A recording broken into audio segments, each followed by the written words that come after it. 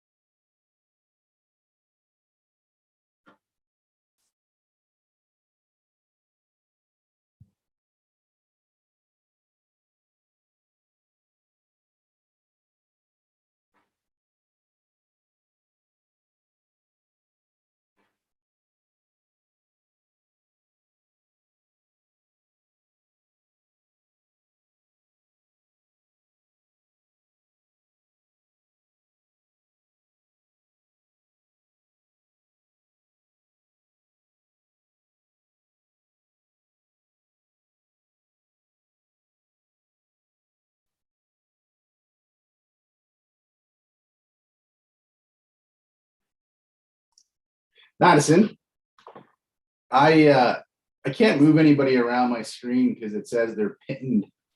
So I'm not able to organize it or pull counselors off the second screen onto the main screen so I could see them all. Okay, Frank's coming on up. Thanks.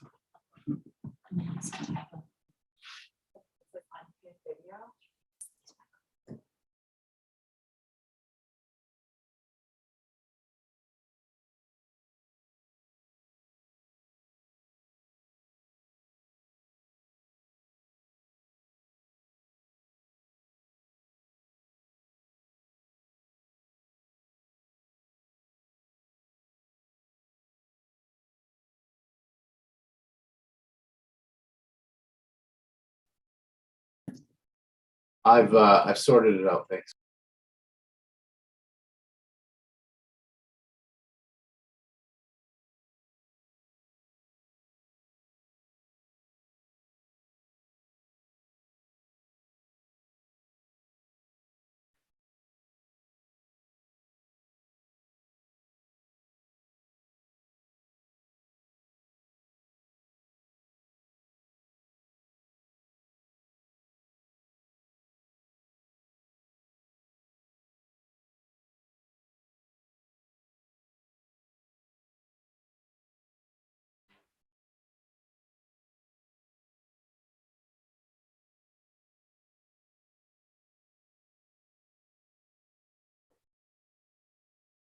A minute 30 to broadcast on Shaw.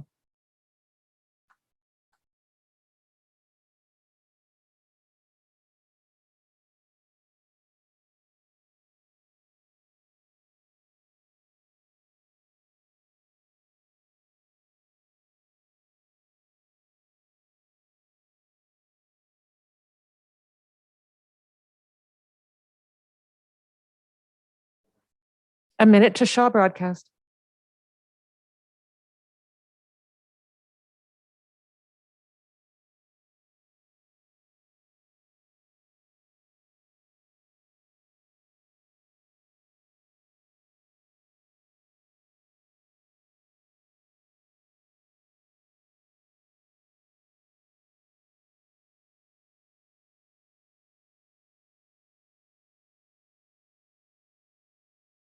Thirty seconds to Shaw.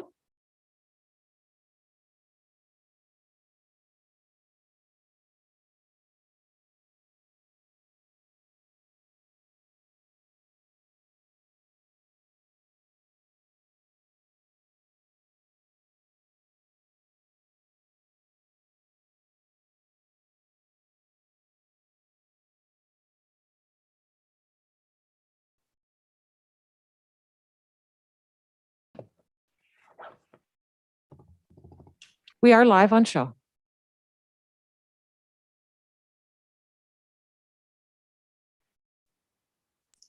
I would like to begin by welcoming everybody to our meeting this evening. Thanking all of our broadcasting partners and media partners for broadcasting and reporting on our meetings.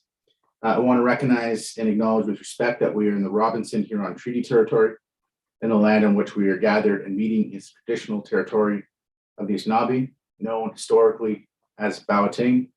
Bawating is the home of Garden River First Nation, Batchewana First Nation, the historic Sault Ste. Marie Métis Council, and the head office of Miscellaneous Cree First Nation.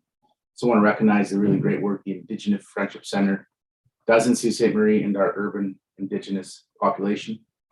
Before I move on into the meeting, I want to recognize and also thank Team Jacobs for their really tremendous week this week. They really worked hard for that Olympic berth and came very close, and as they always do, represented our community well. So I want to recognize them for their efforts and thank them for it.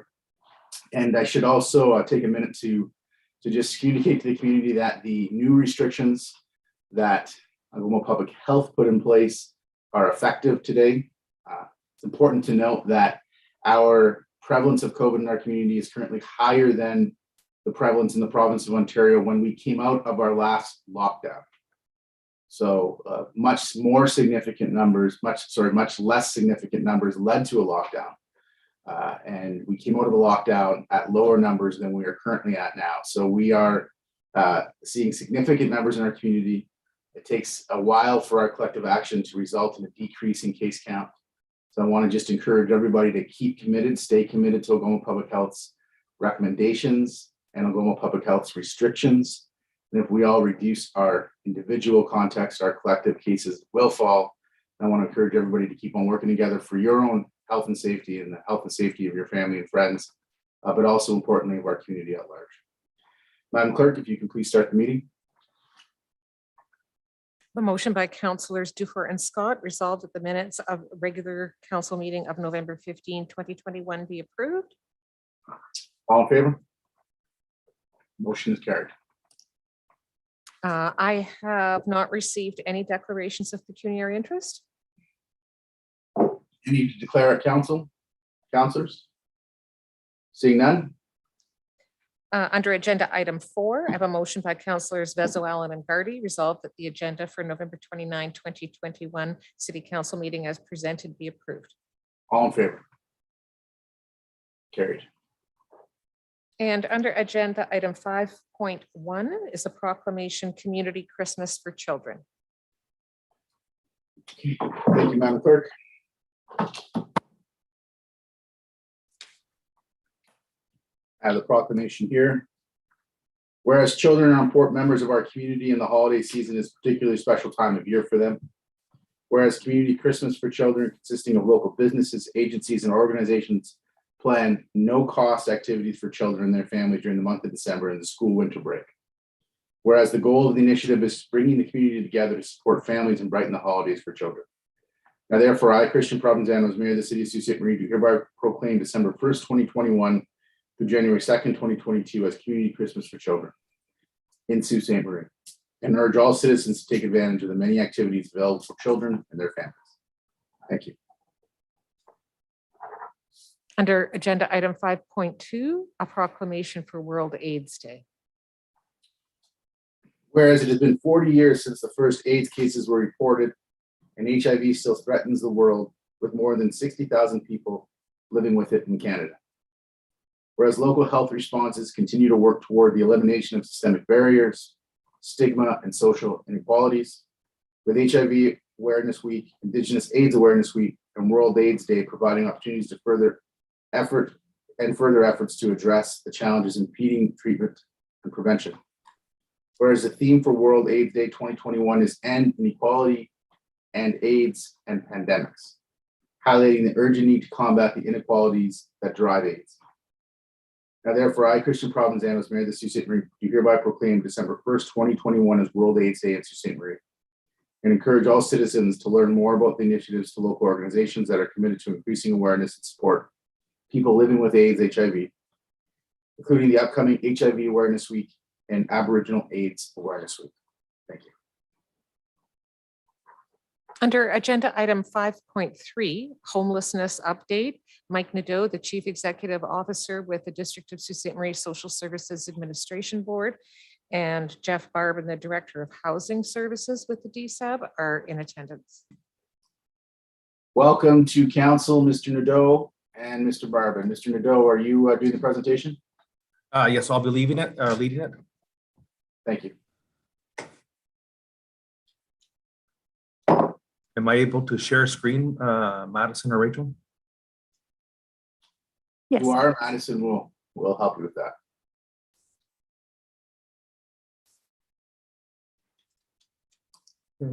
Are you able to see the presentation? We are, Mike. Okay. Well, first off, Mr. Mayor and members of council, thank you very much for having us here this afternoon and this evening.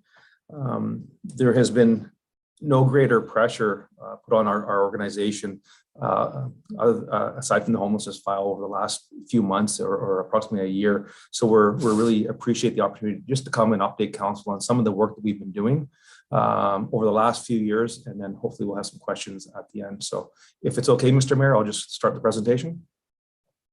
Absolutely, Mike, the floor is yours. Okay. So I thought I'd start with a bit of a background. And I apologize for the slideshow karaoke in advance. However, I do think that I need to go through it verbatim. Social housing in Ontario is managed by 47 service managers as determined by the province. Northern Ontario is comprised of 11 service managers. There are 10 DSABs, District Social Services Administration Boards, and there's also the City of Greater Sudbury that is a service manager. Each DSAB is responsible for the service delivery over multiple municipalities or townships over thousands of square kilometers. So the 10 DSABs have a large geographic area. The City of Sudbury is only responsible for the city itself. All federal, provincial, and municipal funding related to social housing is provided to the applicable service manager or DSAB. The Sault Ste. Marie DSAB supports or funds the following in the community. We fund 15 social housing providers. We are responsible to make sure that we have oversight over 2,221 social housing units. 26 new units were put in line on this year alone. We are responsible for homelessness and homelessness prevention services and for food security. I just wanted to demonstrate that our 2020 budget to 2021 and 22, for housing services alone, in 2020 it was $16.6 million, and this year our forecasted draft budget was $17.2 million. However, we do think it will be above that by the time some other provincial and federal grants come into play this calendar year alone. Of that $17.2 million for this year, $11.4 million is directly levied and paid for by the City of Sault Ste. Marie and in the Prince Township. So the vast majority of our housing division, which is one of 4 divisions for the DSAB, is funded through significant levy draw by the city. Homelessness and prevention. Service managers or DSAVs are also responsible for homelessness and are mandated to have a 10-year housing and homelessness plan as set out by the province. Our plan includes the use of shelters, outreach workers, and a housing stability bank. Shelters offer a temporary bed and a safe place to stay for our homeless population. Outreach workers assist people staying in the shelters, people who are sleeping rough in the community, or members of the community in a social housing unit that come from the chronic homeless wait list.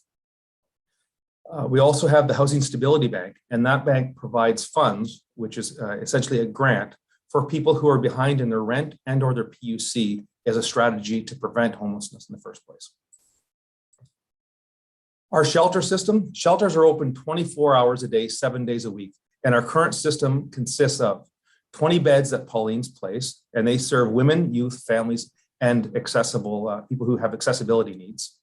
We also have St. Vincent Place, which has 14 beds. However, that was reduced to 7 during COVID as a result of social distancing was not practical within their facilities. However, as Vincent Place reduced its capacities, we added a temporary overflow shelter to better serve the community at the former Steelton Center.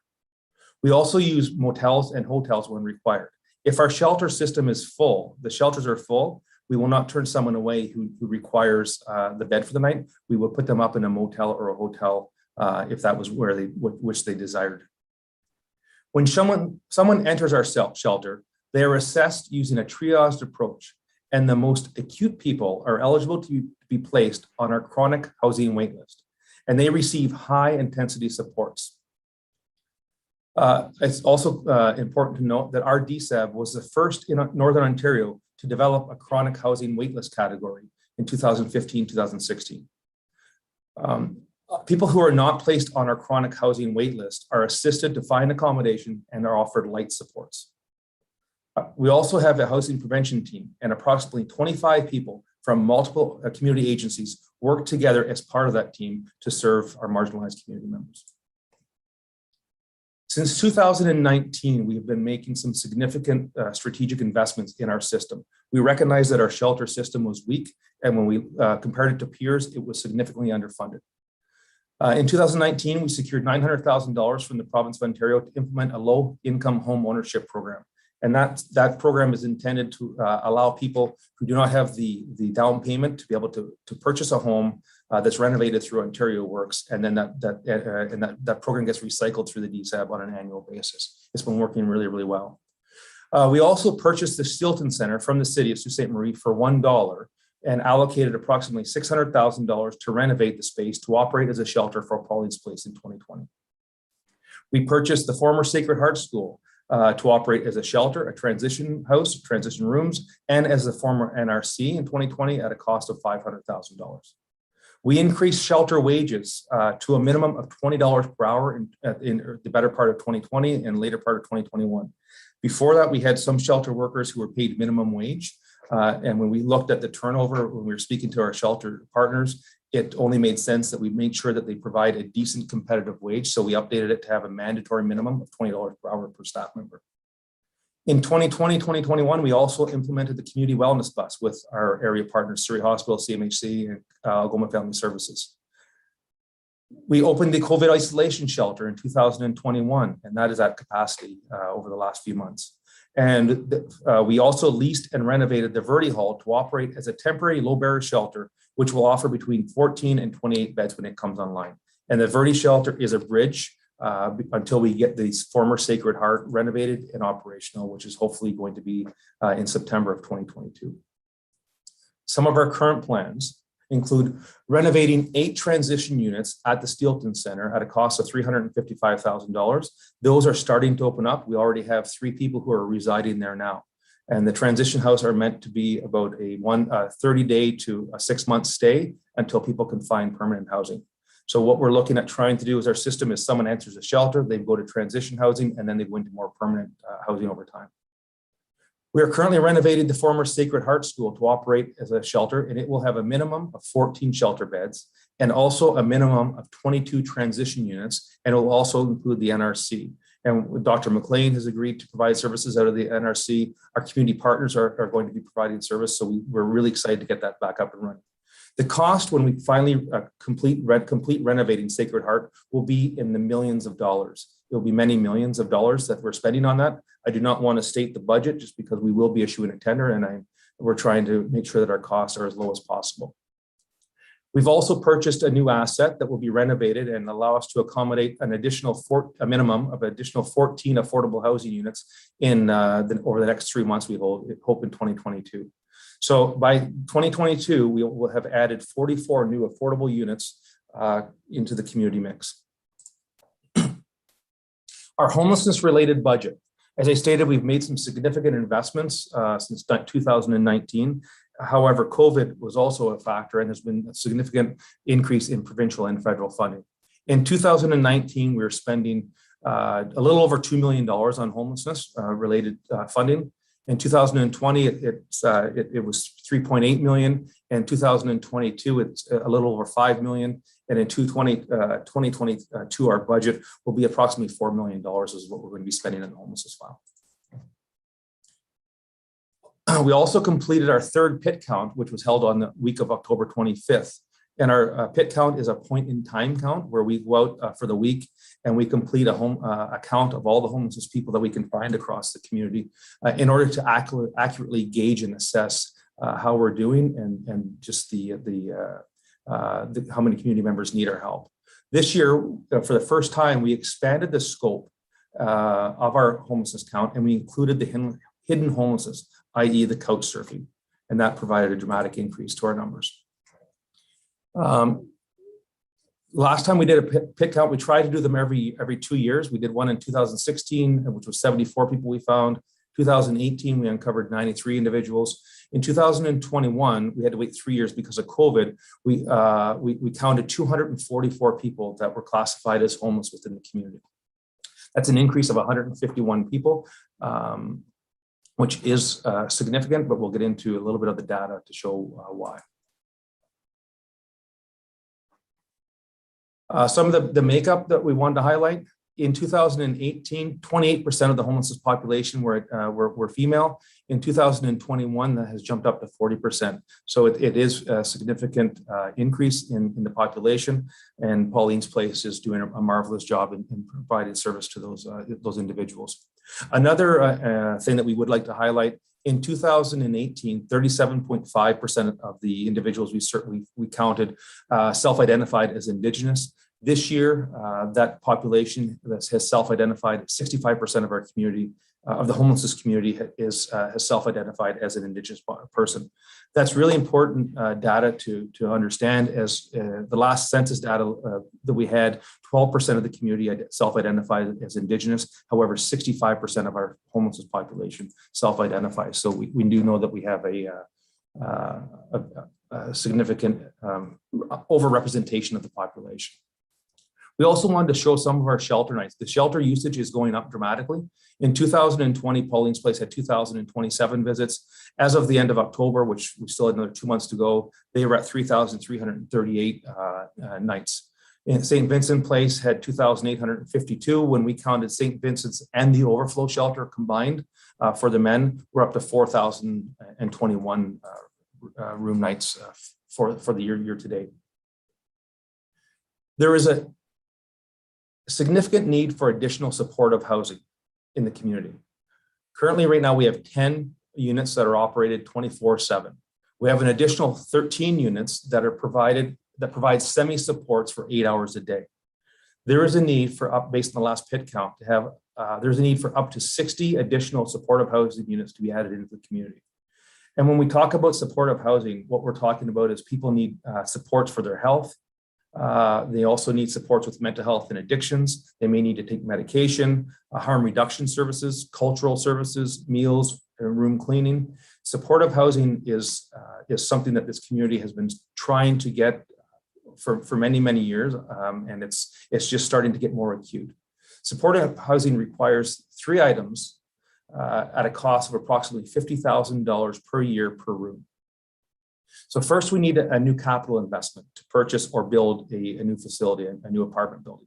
The DSAB can provide that. We have access to private market lending, and we can handle a capital investment of significant value. then the rents also need to be subsidized. Because people, if you're in receipt of Ontario Works, your rent is only $397. Your shelter allowance is only $397 a month. And we know that rent just on a break-even point is much more than that. But the DSEB can assist with rent subsidy. The third leg of this stool that we require to make it balance requires a new investment from Ontario and or Canada. A supportive housing complex requires approximately $3 million in annual new funding over a 20-year period, or a $60 million total investment. So it's the supports that we require in order to make this strategy work. We know that we can provide new housing. We know that we can put people in apartments. However, our experience has clearly demonstrated that without that health support and 24/7 supports to people residing independently, their tenancy will not be successful. Rooms get damaged. There will become issues with neighbors, et cetera, et cetera. And if a tenant is evicted from social housing, and for example, they may have a $30,000 damage to their room or to their apartment whenever it gets renovated, they can never get back into social housing until that debt is cleared within the province of Ontario. So really, it's setting the person up for failure if we do not have the proper supports available to the person to make sure that tenancy is successful. Mr. Mayor, that concludes my brief overview of our system, and I'm sure that there are some questions from either yourself or members of council that we'd be happy to entertain. Thank you, Mike. Yeah, I'm sure there are. I've already got kind of a list that started here. So I will get to that. Before I do, I just wanted to take a moment to thank you, Mike, and the entire team down at the DSAB, the homelessness team, and all the frontline service providers that are working with a lot of people in our community that need care. I've really appreciated the effort that you and your team have made to provide care and to work with people in very challenging circumstances throughout COVID. I think it's pretty clear that some of the challenges in our community are becoming more acute, and you and the entire team of DSAB deserve some recognition for really outstanding work and obviously making significant efforts to improve our system. And I just want to recognize and also thank the councillors who participate at the board level on the DSAB for the contributions they're making to the significant changes that you're systemically making to make sure that we can provide care for people. I'll have further comments when my colleagues are done on the need for treatment, supportive housing beds, and we can have a discussion about that. But Councillor Nero, you're first on my list here. Thank you, Mr. Mayor. Thank you, Mike, for that presentation, and thank you for the work that you and DSAB are doing and have done in the past. Mike, I have a question relating to the homeless. Is there a percentage of the homeless in your point in time count that is local or opposed to transient? Through you, Mr. Mayor, I'll ask Jeff Barbin to take that. Jeff would be more of the technical, be able to answer that technical question.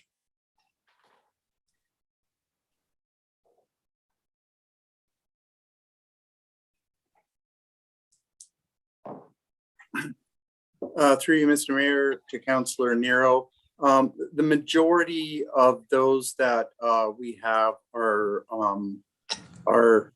local. More so during COVID, the actual transients has reduced considerably.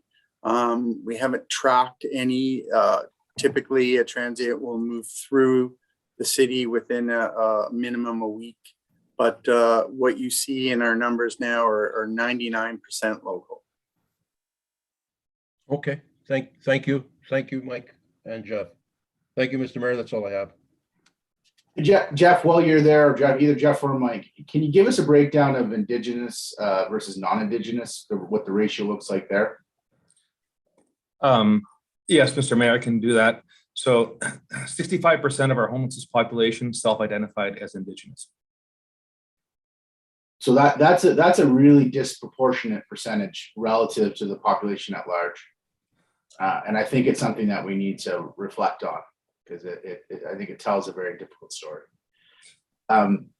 Councillor Christian, I thought I saw your hand up there. Go ahead. Thank you, Mr. Mayor. And I share your thoughts regarding DSAB and Mr. Nadeau. So I just want to say personally, thank you. It was a pleasure working on that board for so many years. Mike, in your presentation, you made it clear that DSAB could handle capital investment when it comes to additional housing units, but support services are something that you said, and I want to be clear on this, that it's the responsibility of the provincial or federal government, or for the most part, their responsibility in terms of financing that ongoing cost? Through Mr. Mayor to Councillor Christian. Yeah, traditionally the supports are in the health lens. So that's why we're stating from our perspective, typically it's not a DSAB or a municipal, like typically. Obviously we do have a responsibility to make sure that we're providing service. However, the vast majority, because it's mental health service, addiction services, et cetera, it typically comes from the health sector. Thank you. And I'm asking that question for the sake of the public, just so that they better understand the dynamics. Mike, how much would you say in the last 3 years, City Council has added monies for the purposes of social housing in Sault Ste. Marie by way of the levy? How can you tell me how much more in the last few years we've contributed? As a ballpark, I don't have the exact number, but I just know that in our shelter system alone, we've added approximately $600,000 annually from the levy. Okay. That's the shelter system alone. That does not include any new staff that we may hire for the DSAB that also work through the housing prevention team, any additional rent supplements that we're throwing to that. So just on the shelter system alone, it's approximately $600,000 annually. Okay. One final question. Can you draw any correlation between the jump rather in the homelessness situation in the Soo? Could that be correlated at all to mental health / opioid addiction? I would say it's correlated. I would classify it as direct contribution. Okay. It probably, I would just anecdotally, it would be about 98 to 99% of the homeless population would have a mental health issue or an addiction issue. It's the opioid crisis is one of the driving factors. Yeah. And it's not just in Sault Ste. Marie. We work with the 47 service managers across the province, and we also work in networks across the country. And most, if not all, municipalities are of any size are seeing something that's very, very similar. Yeah. And I don't want to oversimplify the situation because it's grave and it requires thoughtful thinking. But, it just, the whole issue, I think, with homelessness, and you can correct me if I'm wrong, but that's really a symptom of the bigger problem, it seems right now, which is the opioid and mental health issue, and all the more reason we need to plead to other levels of government to assist us here. So thank you. Yeah, the DSAB would look at this as quite honestly, I think we need an all of government approach. That includes the DSAB, the province, and the federal government. And I do believe that homelessness is the disease. And when we're focusing on treating the disease, we're actually not focused on preventing the disease in the first place. Thank you. That's it for me, Mr. Mayor. Thank you, Councillor Christian. Any other comments or questions from city councillors? Councillor Vezo-Allen. Thank you. Through you, Mr. Mayor, to Mr. Barbin.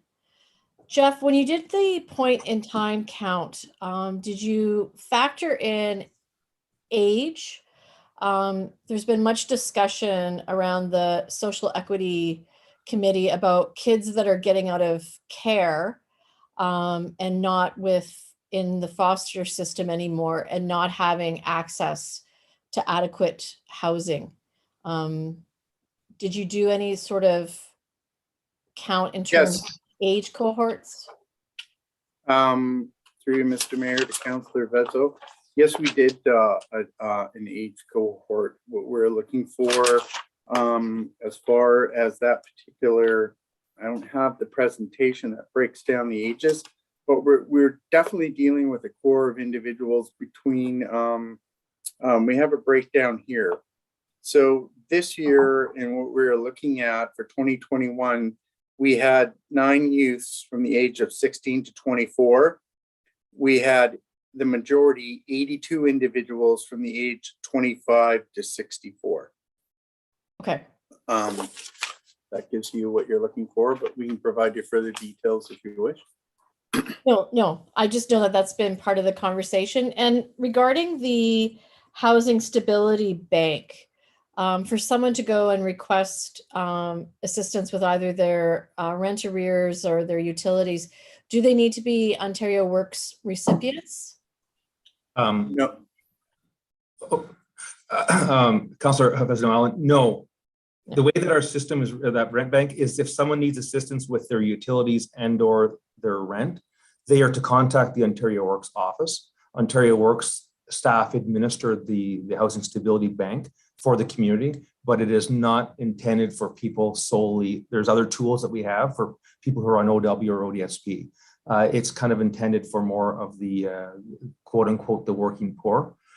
Why we want to drive people to Ontario Works, often there's other benefits that we may be able to provide, because if someone's behind on their rent or their hydro bill, oftentimes there's other needs that may accompany that family or individual. So we really want to make sure that our experts, the case managers, have a conversation with folks about what are any other needs, so that it's not just, so we're actually helping versus just taking them out of a bind. So we really like to case manage as well.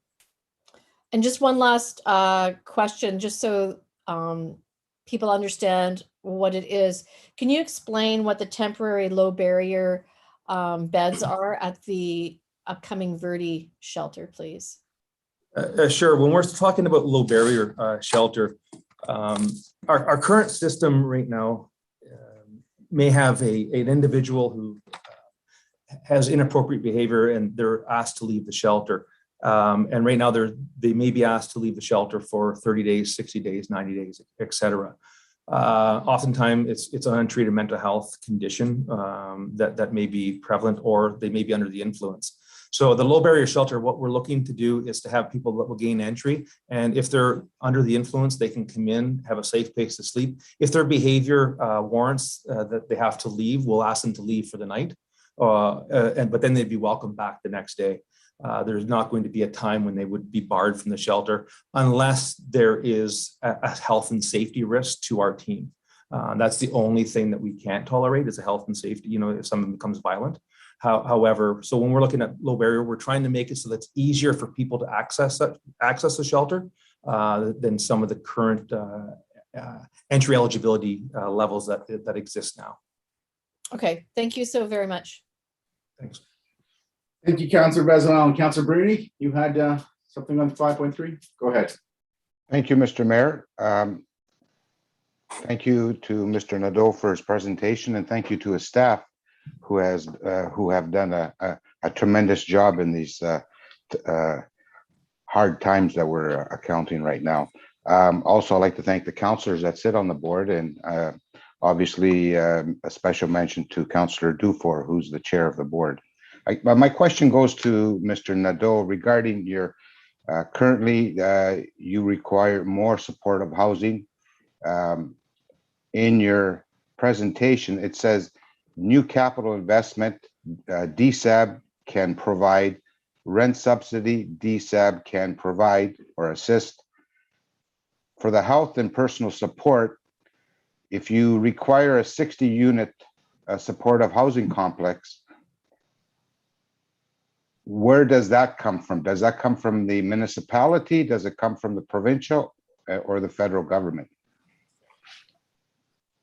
Well, ideally, you always want the federal government or the province to provide, to be quite right. honest. However, I do think that in a crisis, if we're looking at trying to serve the community, it should be all of the above. Obviously, the federal and provincial government have deeper resources and access to deeper resources than the DSAB ever would. However, right now, I just think that we're at a critical point where we need to really figure this out, and we need to do it very quickly. But I envision an all-of-government approach to making sure that people are safe and healthy. Now, the municipality is aware of this. Is our provincial and federal government aware of this? Of the 60 units that you're proposing to us? Yeah, I've just outlined an issue. I'm not making a proposal tonight, but I have had conversations with our member of provincial parliament and just briefed him on the ask, and he's been very receptive, and actually have a meeting with him coming up in December, where myself and the executive director for Ontario Aboriginal Housing Services, Justin Marchand, we're meeting with the MPP, and Justin is also trying to get a meeting with the MP as well, Terry Sheehan, to make sure that the MP is fully aware of the needs within the community. So we are working on trying to secure and get those ducks in a row. However, it does take some time, but I think that they're aware of, I've not spoken to the MP on that specific ask directly. We agreed that we would have individual conversations, Justice and I, and then have tried to get everyone together to really plan this out. Okay, thank you. Thank you, Mr. Mayor. Councilor Dufour. Thanks, Mr. Mayor. I just wanted to thank Mike and Jeff for taking the time to come here and present what can be a very complex picture. You know, as DSAB chair, I can certainly appreciate how many different funding envelopes go into the work that we're doing, and it can make it a tricky thing to report on at times, and we've certainly seen some inaccuracies in the past. So it's very nice to see a complete and a whole picture of what the municipality is putting towards housing and homelessness being presented here tonight. And just to reiterate, Mr. Nadeau, can you tell us how much the municipal dollar levy increase for the shelters was in the last 2 years? Just 1 second. Sorry. In 2019, we were provided $448,000 is what we were funding the shelters. In 2021, it was $1,017,000. So it's approximately a $600,000 increase, or 125%. Wow. So over a 10, 20-year lifespan of something like a Plaza, we're talking more than double the price. That's what I wanted to point out. I think that, you know, the municipality has given housing and homelessness a really significant priority over and above maybe some things that have gotten further media attention. So I'd like to thank you guys for coming tonight and helping us to get that message out there. Much appreciated. Councilor Shoemaker. Thank you, Mr. Mayor. Through you to Mr. Nadeau. Mike, if there's one area that the city is the most critical, I guess, area that the city is could provide further assistance with, whether it's funding or resource that you need, or anything else that you could think of, what's the most critical thing we could do for you to make the situation better? We need to get the supportive housing line, supportive housing online. It does need to be figured out. Like I said, we've housed everyone from the homelessness protest encampment. We've housed people from coming from Surrey Hospital. We had around 60 people in hotel rooms across the room. However, without that 24 support and it being purpose built, it's a really, really difficult file to manage. So people need that help in the room, not just a roof over their head. Okay, yes, thank you. So that was the piece I wanted to speak to. I want to thank Mike and Luke for meeting with me about this, and I want to thank Justin Marchand and the team he put together from our Indigenous community for meeting with me on this. It is critical that we develop a significant supportive housing presence in our community, and you might look at the price tag and say, well, you need to find $3 million annually to support that and think that's a big price tag. But I don't think in context that it is. And I have indicated to everybody that I've met with is that I would be supportive of the DSAB's participation in that and its contribution to that budget in a significant way to get our provincial and federal partners in line and on side, because I think our ratepayers pay that anyway. They're paying it in significant downstream expenses. And we're seeing that. We're seeing that presently in the significant money we're trying to put together to deal with an acute crisis. But we're also seeing that in something like our police service budget. Lisa will, Councillor Vezawan will tell you 80+% of our calls to the police service are social disturbance. A number of our calls relate and are caused by mental health and addiction issues. And those aren't criminal issues. Those are healthcare issues. But it's natural that police services gets called. There's significant pressure on police services. That puts significant pressure on the demand for service. That takes police officers away from investigating serious crime and rooting out things like the drug producers and the drug distributors. So I really think we need to take our focus off, or we really need to invest money into the system so that people who need care and want care can get care.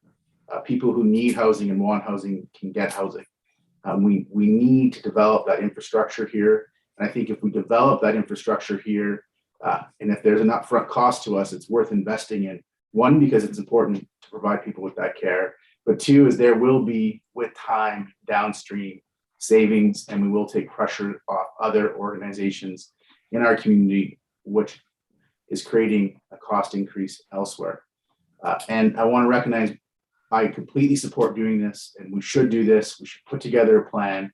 We should put together a great project, and we should work hard as a group until we get the support we need from the province and from the federal government to make it a reality. So I'm fully on board, and I'd encourage the DSAB to continue to move forward with it, and I'll help any way that I can, because I think it is critical to our community, and I think developing these 60 beds is probably the thing that we can do to most immediately help address and deal with some of the challenges that we're all seeing. So again, Mike, I want to end by just really thanking you and your team for fantastic work. You're doing great work, all of you, and it's appreciated and it's important. So thank you. Thank you, Mr. Mayor and members of council. And I'd also like to thank our housing team. The last few weeks have been extremely stressing on everyone within housing services. We've had employees that have been working around the clock, canceling vacation, working on days off, et cetera. I can't thank them enough for the contribution that they're making. They're doing it because they care, and they care deeply about the people in the community. So thank you very much for the time. And if there's any other questions, I think everyone has my contact information, and we'll be sure to get a response to you as soon as we can. Thank you, Mike. Thank you, Jeff. Madam Clerk, I think that brings us to the consent agenda. That does bring us to consent. I have accepted agenda item 6.3, the user fees, as there was an additional motion put forward by Councilors Shoemaker and Scott. Understood. So we're dealing with consent with the exception of 6.3, which is separated. Councilor Christian. Thank you, Mr. Mayor. 6.3 has been pulled, so I only have really a couple of questions on 6.2, tender for fuel. I don't know if Ms. Marlowe's present or if CAO can handle the question. Not sure who to direct us to. Just ask the question. Sure. Okay. I guess the question I have, I mean, I appreciate the quality of McDougall fuels, and I certainly always want to shop local as much as possible, but are there any other suppliers when it comes to fuel and fuel delivery in the region, area, city? Through you, Mr. Mayor, to Councillor Christian, I see Deputy CEO Girardi is able to answer that. You're on mute, Larry. Yeah, Larry, you can just hit your mute button there, please.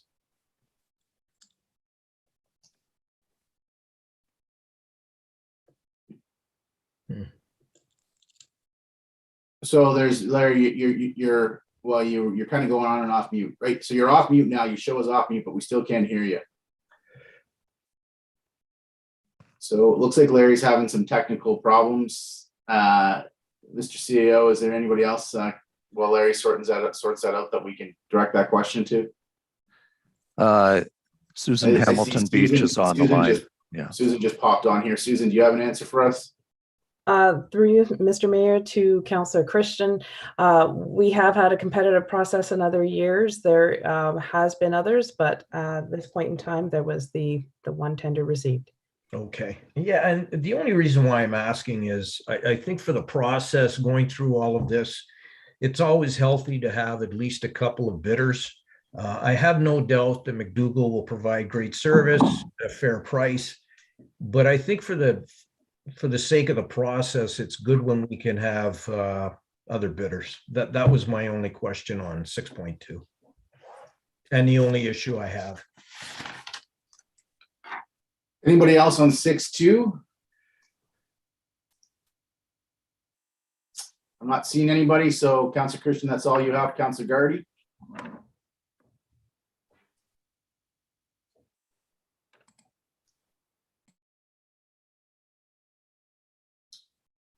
Okay, so while we wait for Councillor Gardy to figure out his matter, I see Councillor Scott's hand up. So Councillor Scott, go ahead. Thank you, Mr. Mayor. 6.8, if you don't mind. Go ahead. So I'm noticing there's a 6.8.1, and in regards to that updated servicing plan with costs, the very, very end for the recommendation. So based on what I'm reading, I just want to make sure I have this correct. The recommendation is to put the $150,000, refer it to the 2022 budget deliberations, and that would include all the work necessary to reopen, if however we get there, to reopen a campground, right? It would be serviceable. Through you, Mr. Mayor, to Councillor Scott, the future of the campground will be the subject of a future meeting. The solution that's been estimated there provides potable water to the campground. It doesn't necessarily include any other costs or expenses to reopen the campground. Okay, so then that's just one major hurdle. That's basically what I wanted to ask about that item. Quick comment on it. It's great to see that it's getting done. I think this was a necessary thing to accomplish, and I'm happy to see that Transport Canada is taking care of that. So yeah, glad we can see that taken care of. That's everything, Mr. Mayor. Councillor Gardy. Sorry, are you on 6.8, Councillor Gardy? Indeed, yes. Yeah, okay, go ahead. Okay, transparency, full transparency. I asked Susan Hamilton Beach this question earlier today via email, and I told her I'd ask her this evening. So through you, Mr. Mayor, to Susan, since the council agenda went public, Susan, I've received a few calls about any testing that's gone on outside of the immediate area that's being addressed currently in terms of water samples. Could you speak to that for us, please? Through you, Mr. Mayor, to Councillor Gardy, yes, the city has been made aware that there is a residential sampling program, and that is basically the extent of the knowledge that we have. The details of that program have been worked out between Transport Canada themselves and Algoma Public Health, to whom they would be accountable to for that program. Thank you, Susan. I appreciate that. That's it, Mr. Mayor. Anybody else on 6.8? Councillor Scott, I can answer. I could actually give Mr. Gardy, Councillor Gardy, a little bit of info on that from the APH board. They reached out to particular homes where they narrowed down where it would be higher risk, and they basically worked on that, and they would test the grounding in a smaller and smaller area until they kind of narrowed it down specifically to where they assumed the groundwater was most contaminated.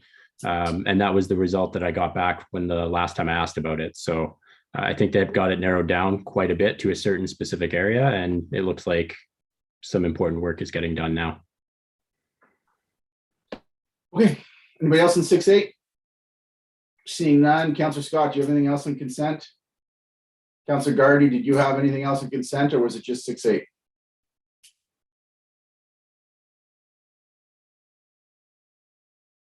Okay, well, anybody else have anything else in consent?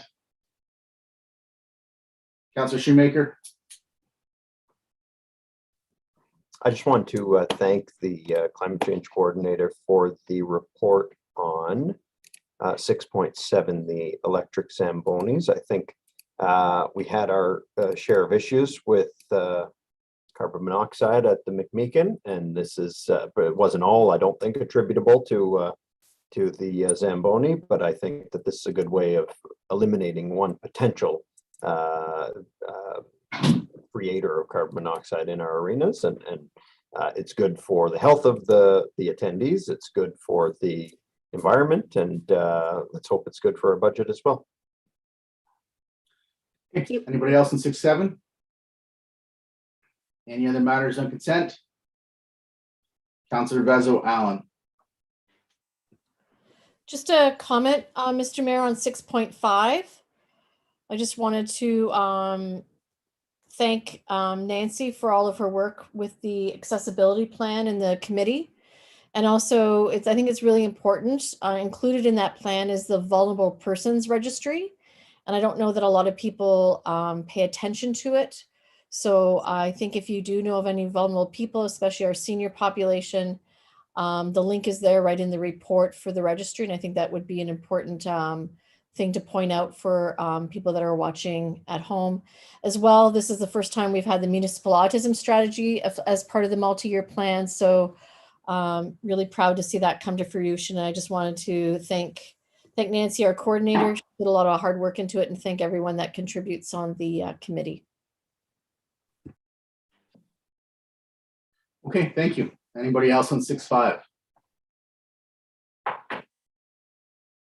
Nope. Anybody, anything else on consent, council? Seeing none, Madam Clerk. And I have a motion by councillors Dufour and Gardy, resolved that all the items listed under date November 29, 2021, agenda item 6, consent agenda, save and accept agenda item 6.3 be approved as recommended. All in favor? So agenda item 6.3 is the 2022 user fee bylaw. Did you want me to read the motion put forth by Councillor Shoemaker and Scott now, or at the end of your discussion? No, why don't you, the council has the report and they have the motion with the report. So why don't you read the motion that Councillor Shoemaker and Scott put forward, and then we'll discuss and debate that. And if that passes, we'll move on to the main matter. It's a motion by Councillors Shoemaker and Scott, whereas in December 2016, council passed a resolution seeking to charge users of the Sault Ste. Marie landfill who lived outside the Sault's municipal boundaries more in tipping fees than residents of Sault Ste. Marie are charged. And whereas the 2021 user fee bylaw Schedule I shows users from outside of Sault Ste. Marie paying the same tipping fee as users who are residents of Sault Ste. Marie. And whereas there are benefits to living within the city of Sault Ste. Marie that only residents of Sault Ste. Marie should have. Now therefore be it resolved that Schedule I of Bylaw 2021-224 be amended to increase the out-of-town tipping fee to $100 per ton from the current $77 per ton that Sault Ste. Marie residents pay. Councillor Shoemaker, did you want to speak to the proposed amendment? Yes, thank you, Mr. Mayor. I was one of the people who put forward that 2016 resolution that's referenced herein to charge folks from outside of the city, essentially only Prince, because they're the only ones allowed to use our landfill outside of our jurisdiction, the additional fee. And I said at the time, and I still think, that there has to be some benefit to being from the city of Sault Ste. Marie. And when it comes to paying for municipal services, there are a lot of municipal services like arenas, like our roads, that city of Sault Ste. Marie residents pay for exclusively, but that folks in the surrounding area benefit from. So where there is the opportunity to charge a user fee for services to those who don't live in the city of Sault Ste. Marie, I think that the user fee should be higher than it is for those who do live in the city of Sault Ste. Marie. And this is one of those instances this will not raise a significant amount of money. I think I spoke to Ms. Hamilton Beach earlier today, and it's somewhere in the range of $5,000 per year that this will raise for us.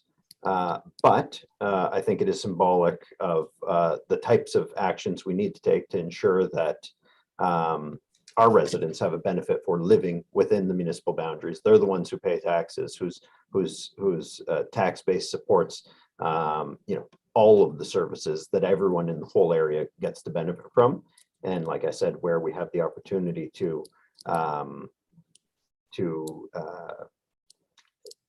give a benefit to our residents, essentially by charging them less than those from outside of the boundaries, I think we need to take that opportunity. And this is one of those the ways we can do it. So that's the logic behind this motion. Councillor Scott, do you want to add anything to that? Councillor Shoemaker covered it all. Thank you. Okay, Councillor Nero. Thank you, Mr. Mayor. A question to the mover, Councillor Shoemaker, I guess. I have no problem with supporting this motion. I understand the logic and I agree with it. My only question would be, and I believe I know the answer to this, but I'm going to ask it. Why are we just looking at the per ton rate and not the gate fee? I would be happy to amend the motion to include both. Councillor Nero. I believe a number of years ago, and maybe Mr. Girardi or Ms. Hamilton Beach could address this. Something had come up that it could cause a lot of illegal dumping in the municipality if we raise that gate fee that way. Maybe I could pose the question to them, Mr. Mayor. Through you, Mr. Mayor, to Councillor Nero. Yes, that is absolutely something that is a reaction often as gate fee is raised. And with it being obviously the proximity of Prince Township to the Sioux, we certainly stand to see an increase on our roadways and in our bushes from that type of response. Would there be the same impact, you believe, by raising the per ton a fee? Would there be the same concern? Through Mr. Mayor to Councillor Nero. As I believe we reported after the original resolution, our proximity to the border really poses us a huge challenge here because there are cheaper options for waste disposal. And so raising the fee in this situation may in fact lose them as a customers, and so be it. It certainly saves landfill space. But I think we certainly have unique challenges. We have lost the majority of our commercial customers. I can certainly say that, which then leaves to the taxpayer through the course of our B&I plan. We then fund the full operation of the site. So not having those commercial customers and perhaps Prince, as we do right now, may affect that. I have not had communication with them. I do not know what their process would be there. Okay, thank you. Thank you for that answer. Thank you, Mr. Mayor. Councillor, Ms. Hamilton Beach, how much revenue right now do we generate from Prince on an annual basis? To you, Mr. Mayor, I believe the amount was just over $13,000. Okay. Okay. Oh, any other questions for staff on this issue or questions for the mover and seconder on it? Okay, so the amendment, the motion to amend is up on your screen, so I'll call it now because I see no more comments or questions. All in favor? So leave your hand up so I can see you. So I've got Nero, Scott, Gardy, Bruni, Hilsinger, Shoemaker, Bezelwallen, Dufour, Hollingsworth, Christian, myself. So that looks unanimous. So you can just enter the vote on your yeah. Was that correct, Madam Clerk? Was it unanimous? I do have that recorded as unanimous. Okay, so the motion's amended. Is there any further discussion on the 6.3 as a report? Councillor Nero. Thank you, Mr. Mayor. Just one question, I guess, and it's something that I did see in the media over the last few days. Page 43 of the report, the historic sites part, where the one section went from $40 to $75, which of course is above the 2% increase. We got an explanation on that one? So I see Mr. Lamming on the call here. He's willing to answer that question. So I'll go right to you, Mr. Lamming. Through you, Mr. Mayor, to Councillor Nero. Yes, this is about cost recovery. We do have 2 programmers on at night that would stay through that, as well as security covers 3 meals, crafts. So essentially that's looking to cover the costs to deliver that program. So that's the reason for the increase, to cover that. Okay, thank you. Thank you for that. Okay. Councillor Shoemaker.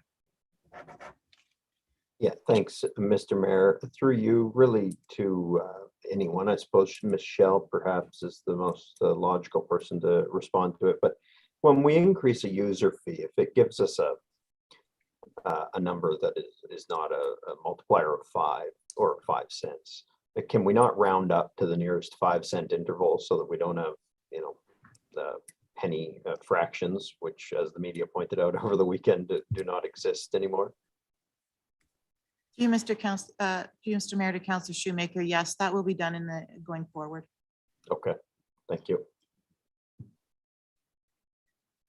Anybody else on 6.3? All in favor of the motion as amended? Passes.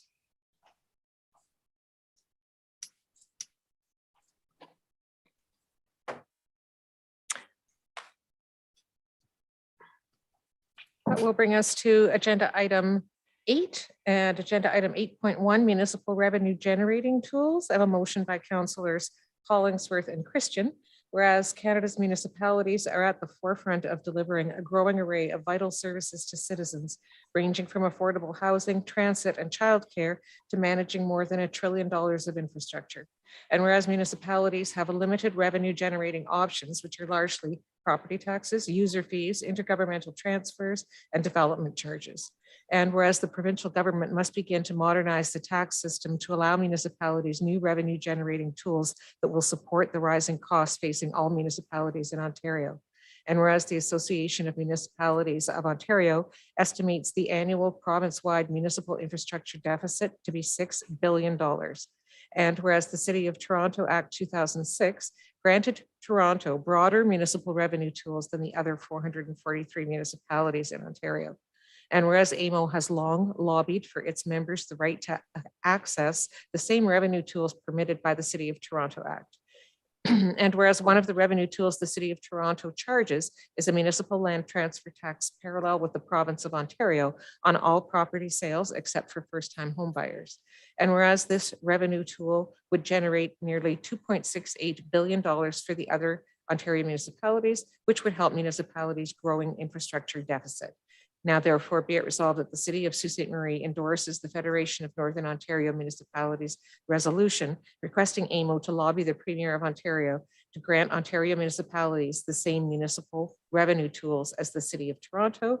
Further, be it resolved that this resolution be shared with the Provincial Minister of Finance, NDP leader Andrea Horwath, leader of the Provincial Opposition, Stephen Del Duca, leader of the Provincial Liberal Party, the leader of the Provincial Green Party, MPP Ross Romano, Ontario's Big City Mayors, the Rural Ontario Municipal Association, Ontario Small Urban Municipalities, the Northwestern Ontario Municipal Association, and the Algoma District Municipal Association. Okay, Councillor Hollingsworth, I'm going to start with you. It's your motion, so have at it. Thank you. I hope you can hear me. I think as a council, we have been frustrated for the last number of years that municipalities are not equal with Toronto. And this is just one tool to hopefully start with trying to create an even playground for one piece. Two, we also have noticed, it's not new, that there's more downloading happening with throughout Ontario to the municipalities. We have seen it in social services. We have seen it in infrastructure costs and so forth. It is time that all municipalities work together, have one voice, and strongly lobby the provincial government that we all need to have other tools. Now, if we are fortunate with this lobbying, doesn't mean we have to use any of these new tools, but at least it's something that we could have in the future. Our budgets are becoming tighter. Our demands on municipalities are becoming broader, and we want to make sure that our community, our residents are properly being served. But it's become more difficult when our budget becomes more and more tighter. So again, this is just one way to get the ball rolling to make our mark. And if I may say, back in March, Premier Doug Ford did talk about downloading more. It's enough, and we have to start to push back.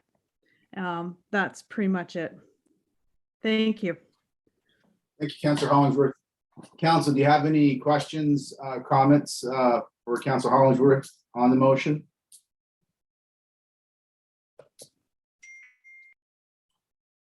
Seeing none, I want to say, Councillor Hollingsworth, thank you for the really good work you do at FONOM. I appreciate your dedication there. You had a FONOM meeting in Sault Ste. Marie a few months back, and I was happy to attend and spend some time with you in the group. And I think you're as a group doing really good work for Northern Ontario. I can say that in principle, I agree with everything you're saying. I think municipalities are in a precarious position financially, and we're expected annually to provide more and more services. And we don't have the revenue generation tools that City of Toronto does, obviously. And it's getting more difficult to manage what we have to manage within our levy.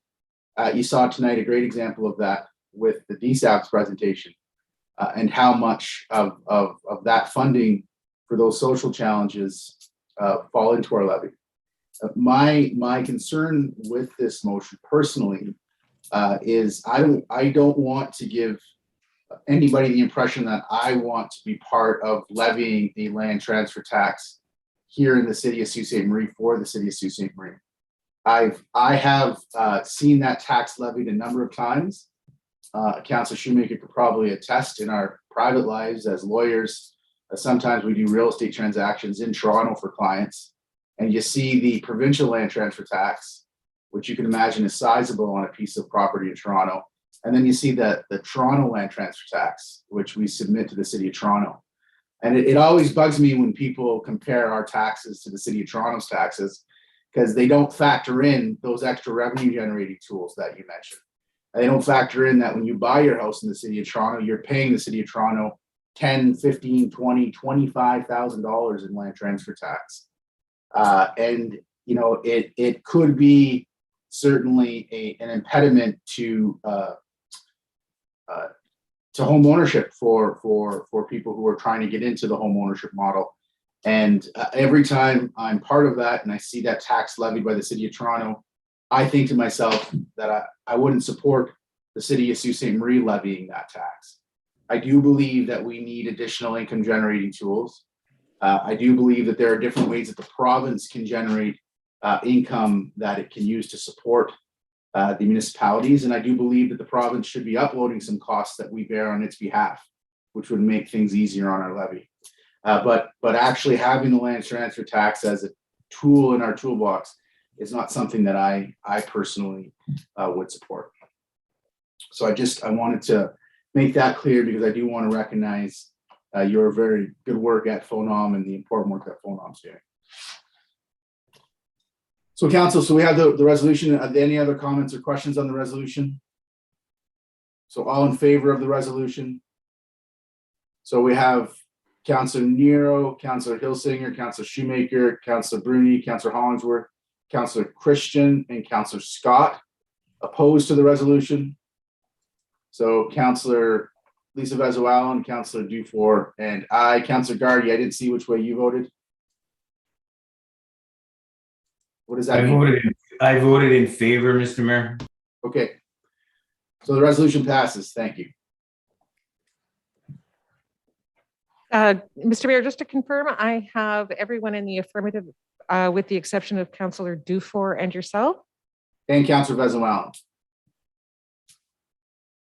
I keep getting kicked out of eScribe. So just if there's some weird things coming from me, Madam Clerk, it keeps kicking me out and then I have to log back in. So I'll double check. Clarity, Councillor Vezin-Wallin, you were opposed to that motion? I was opposed, yeah.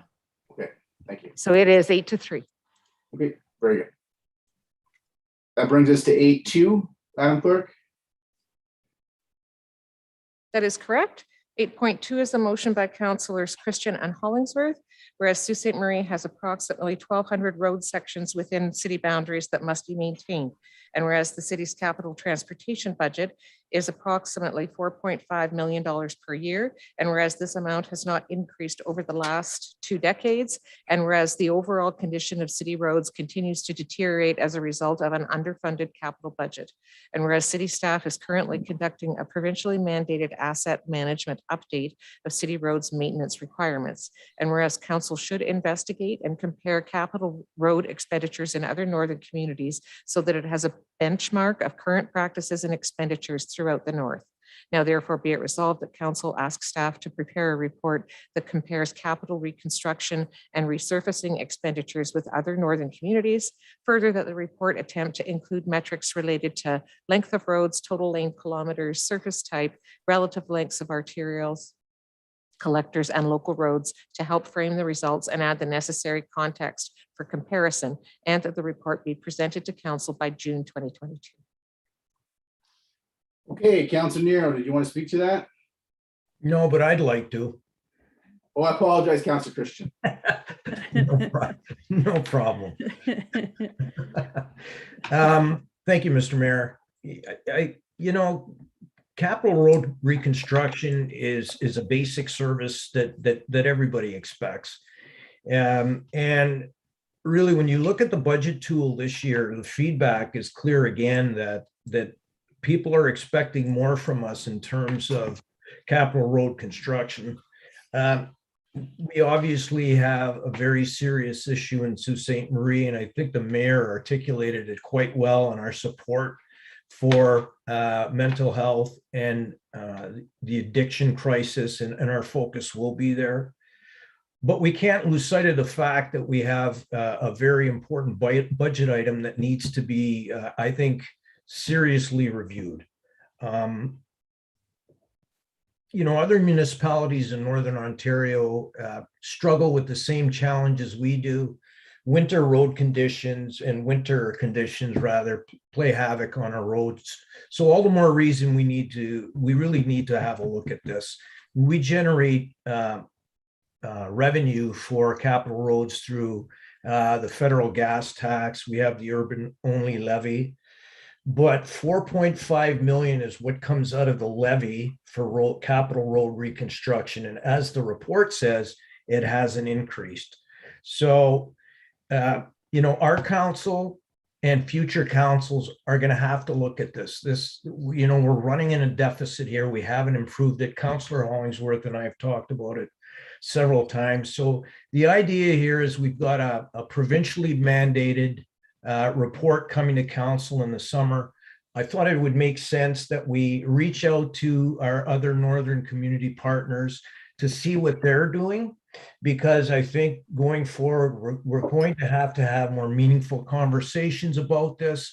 And I think all of this information collected by spring and summer will help frame any conversations we have about this issue in the future.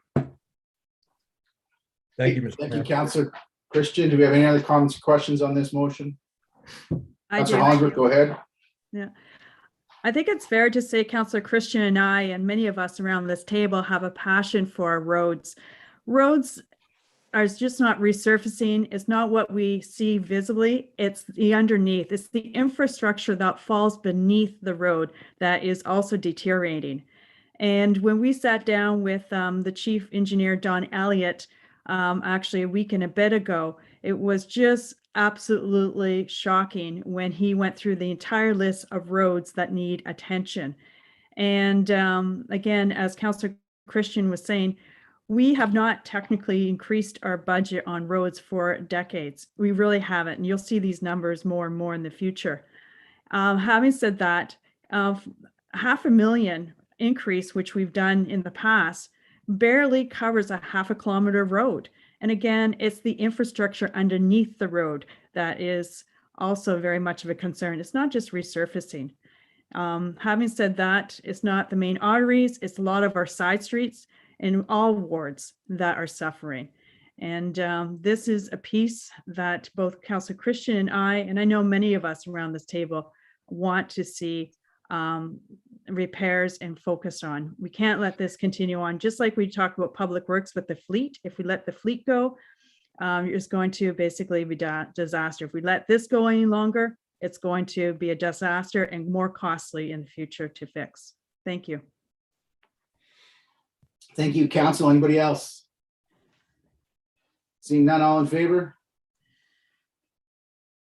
Motion is carried.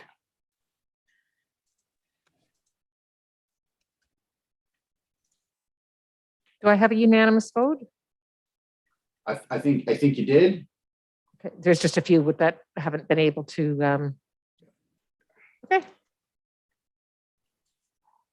So that will take us to bylaws. We're going to accept bylaw 2021-224 as it will go back to have the amendment that was passed earlier, and then it will be on the December 13 bylaw section. So I do have 221, 225. 1 second. So we're going to go to Councilor Nero. Councilor Nero. Thank you, Mr. Mayor. Could we also pull the bylaw 11.1.3, the downtown transit terminal, vote on it separately? Yeah, I suppose we could, for sure. Thank you. Okay, then I will let us not do the consent bylaw then.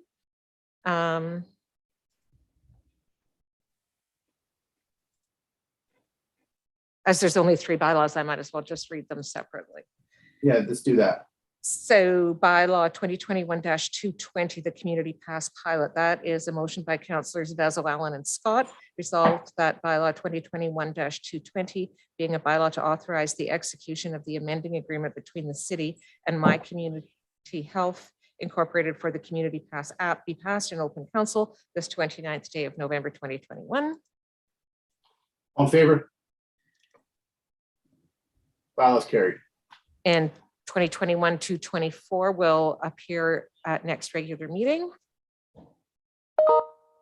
And bylaw 2021-225, I have a motion by councillors Vezel, Allen and Scott. Resolved that bylaw 2021-225 being a bylaw to authorize the execution of the agreement between the city and IDEA Integrated Design, Engineering and Architecture for the relocation of the downtown transit terminal construction and design located at 111 Huron Street be passed in open council this 29th day of November 2021. All in favor? Bylaws carried. Opposed? Just for the record. Bylaws carried.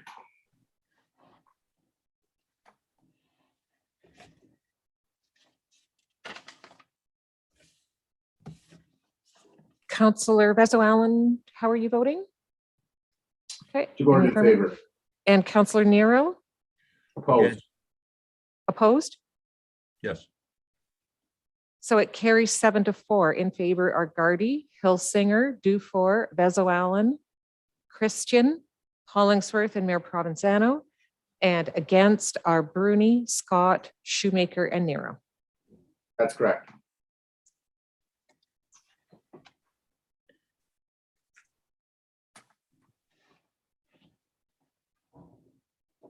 That will bring us to agenda item 14, a motion by councillors Vezel, Allen and Scott that this council now adjourn.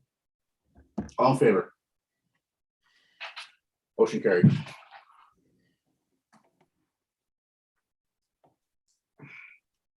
So, Mr. Mayor, that brings us to our budget agenda. And we can get right into that, Madam Clerk? Yes, we can. I'm just going to bring that meeting up. Okay, it's up on my computer. Give council a chance to switch their agendas. We're now going to be in the budget meeting. can go to that agenda. Appreciate it.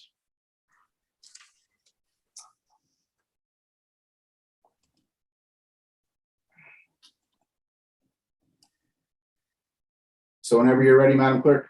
Okay. Under agenda item 1, I have a motion by Councillors Vezzo, Allen, and Gardy resolved that the agenda for November 29, 2021 budget meeting as presented be approved. All in favor? Motion carried. I have received no declarations of pecuniary interest. Any to declare, council? Seeing none. And under agenda item 3, CAO 2022 budget report, a motion by Councillors Dufour and Scott resolved that the report of the CAO dated November 29, 2021 concerning 2022 budget be received as information. Thank you, Mr. CEO. Before you get going, I just want to contextualize this for the viewers at home. So the budget's being tabled tonight. City councilors have had this document for about a week's time. You'll see some presentations tonight. City council will receive those presentations. City council will have an opportunity to ask questions about those presentations, but we will not be deliberating our budget tonight.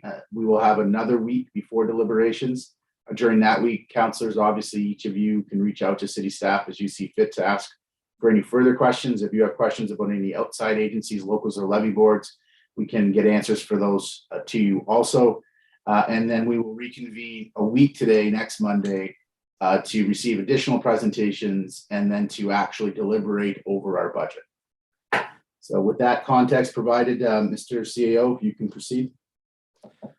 Thank you, Mr. Mayor. Mr. Mayor, members of council, the main budget presentation you will get today is from the CFO and treasurer and other finance staff concerning the preliminary budget. There will be 2 additional outside agency presentations from the public library and the Sault Ste. Marie Museum. Both of those agencies are asking for funding over and above what we provide for in the preliminary budget.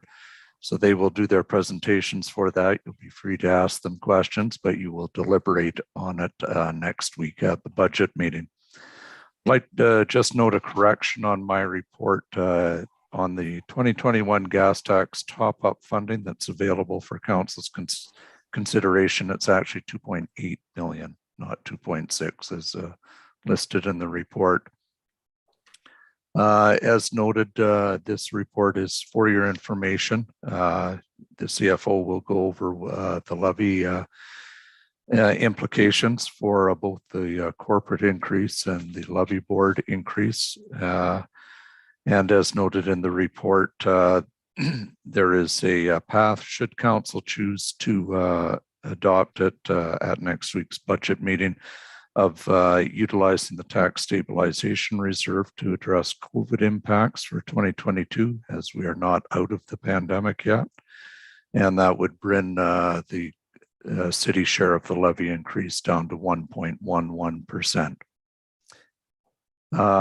With that being said, if there's any questions on my report, you can ask them now. If not, you'll vote on that resolution and we'll proceed to the preliminary budget presentation.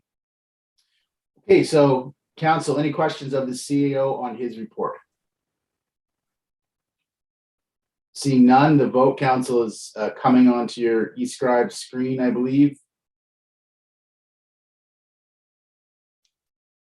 Is that mine isn't working quite right? Yeah, I'm sorry, Mr. Mayor. I needed to do another roll call in order to allow people to vote.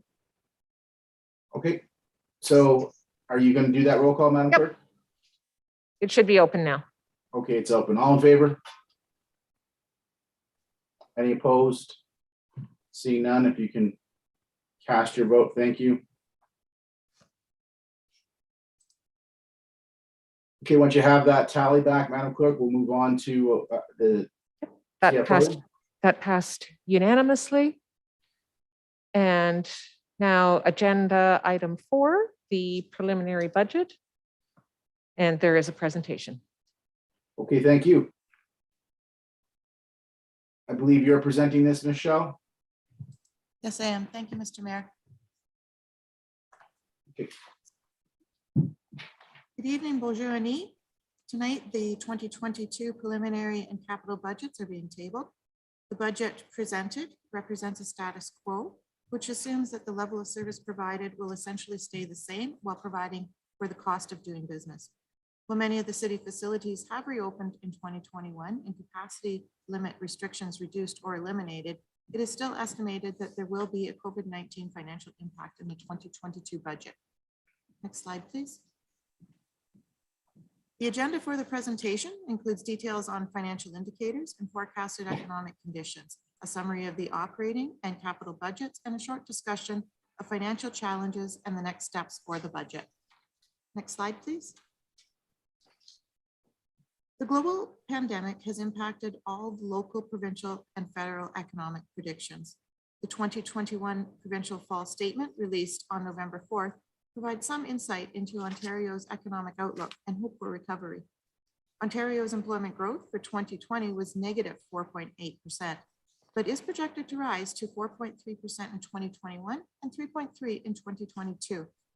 The real gross domestic product in 2020 declined by 5.1% and is projected to rise in 2021 by 4.3% and 4.5% in 2022.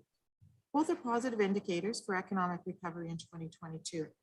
There's still a lot of uncertainty as the economic outlook will be influenced by the evolution of the pandemic and how that will ultimately impact the city. The financial indicators for the city reflect mainly a positive position. Discretionary reserves as a percentage of own source revenue still remain as a caution, as it is slightly less than our comparators and has decreased year over year. Debt requirements are still low, and the current level provides the ability to fund debt internally when required. COVID challenges and the use of the tax stabilization reserve in 2021 could further reduce this ratio. Additional reserve allocations for ongoing capital maintenance and equipment requirements are recommended in the near future and included in the 2022 supplementary request for council's deliberation. Detailed descriptions of each indicator are included in the CFO's report in the published preliminary budget. Next slide, please. Okay, next, we're going to discuss the operating budget. Next slide. Total expenses less non-tax revenue, such as user fees and grants, is the amount that is required to be raised through property taxes. It also includes amounts added by levy and local boards, whom the city collects taxes on their behalf, but does not have control over their budgets. The preliminary budget includes the actual levy for the Sault Ste. Marie Conservation Authority, Algoma Public Health, and the Sault Ste. Marie District Services Administration Board, otherwise known as DSAB. Levies were not received prior to the publication of the preliminary budget and have been estimated at a 2% inflationary increase. On November 24th, APH approved their budget, which includes a 10% increase to municipal revenues. And on November 25th, DSAB approved a 3.11% increase in their budget. Both will be incorporated into the final deliberation slide as an adjustment. Next slide, please. Total expenses of $191.9 million is an increase of 4.4% year over year. Approximately 50% of the expense increase is from the levy and local boards. The Police Services Board accounts for 92% of the change for the levy and local boards, mainly due to union contract settlements for multiple years being incorporated. This graph reflects the expenditure trend since 2018 and where investments have been made. The increase in the community development and enterprise services is the future SSM program investment and the move of economic development and tourism to city departments. Public Works and Engineering is the most significant investment in services by the city and shows a 10.8% increase from 2018 to 2022, an average of 2.2% per year, and approximately the amount of inflation annually. Levy boards have increased 1.2% on average per year, and local boards and outstanding agencies 4.5% per year. Next slide. Shelley, may I, just before you continue, I think it's because you're wearing a mask, which you're required to do, and I appreciate that, but you're very soft-spoken. It's very faint. I think it's hard for people to hear what you're saying. So if you could try and speak up a bit, it would be appreciated. Can I have my mask off, Mr. Mayor? Can you hear me better now? Yes, I can. Okay, I moved my microphone, so I think that might have been the problem. Okay, thank you. The city services percentage of expenses by type for the 2022 budget is consistent with previous years. Salary and benefits continue to be 1/2 of the expenditures. Salary and benefits are based upon the approved complement level, Any increase requested to the complement requires council approval. Several requests are included in the supplementary items for council deliberation. Next slide, please. Other revenue increases 1.6 million over 2021, reflecting an estimated recovery revenue less the 1.9 million decrease from the 2021 final budget for the use of the tax stabilization reserve, which was used to address pandemic financial impacts. No amount has been included in the tax stabilization reserve for 2022 in the preliminary budget. Government grants are a significant source of non-tax revenue, the majority of which is from the Ontario Municipal Partnership Fund, which accounts for 86% of the total. The level of funding received for the OMPF has increased slightly over the last three fiscal years. For 2022, the provincial government maintained the overall structure and program funding envelope as was provided in 2021. Next page, please. The preliminary operating budget identifies a 4.72% municipal levy increase, which includes levy and local boards. The city share of the levy, including estimated impacts for COVID-related expenditures, is 1.87%. The preliminary estimate does not include any amounts for the supplementary request, which will be deliberated and considered by council on December 6th. The 2022 COVID estimated impact is based upon the province's plan to safely reopen Ontario and manage COVID-19 for the long term, which was released on October 22nd, 2021. Based upon this plan, which anticipates a slow incremental lift of all remaining public health and workplace safety measures by March 28th, 2022, the city's operating budget incorporates pandemic impacts to the end of the first quarter of 2022. As per the CAO's report accompanying the preliminary budget, with the significant increase in the local cases of late, it is recommended that the tax stabilization reserve be used for 2022 COVID impacts. It is hoped that additional funding will be provided in 2022, as was the case in 2021, by the upper levels of government to assist with the pandemic. Levy and local boards are estimated at a 2.85% increase. As already noted, APH and DSAB are estimated to be more, and the APH board has now approved their budget, which reflects a 10% increase to the municipal levy, and DSAB has approved a 3.11% increase. And as already stated, the preliminary budget will be adjusted for the actual levies and provided as the new starting point for deliberations. Next slide, please. With salaries and benefits accounting for half of the total city share of expenditures, a similar proportion of the cost of maintaining services is reflected for normal operations. Approved council resolutions have an impact of approximately 400,000 or 22% of the normal operations increase. The remaining 28% is attributable to ongoing costs and revenues for the cost of doing business, as well as some additional revenue. Several significant items include $300,000 increase for insurance, $48,000 for hydrant rental increase, and $200,000 for increases in fuel and utility costs. COVID-19 impacts for community centers has reduced from the previous year by almost $400,000. The transit and parking impacts are still similar to 2021. Revenue has been impacted due to, in part, to ongoing decreases in ridership. Next slide, please.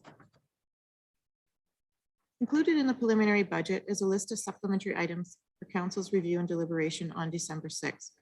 Supplementary items are requests to increase the budget for ongoing annual capital requirements, service level changes, or outside agency requests. Additional capital funding is required to maintain the assets needed to provide the approved level of service. Most of the requests included for 2022 were also requested in last year.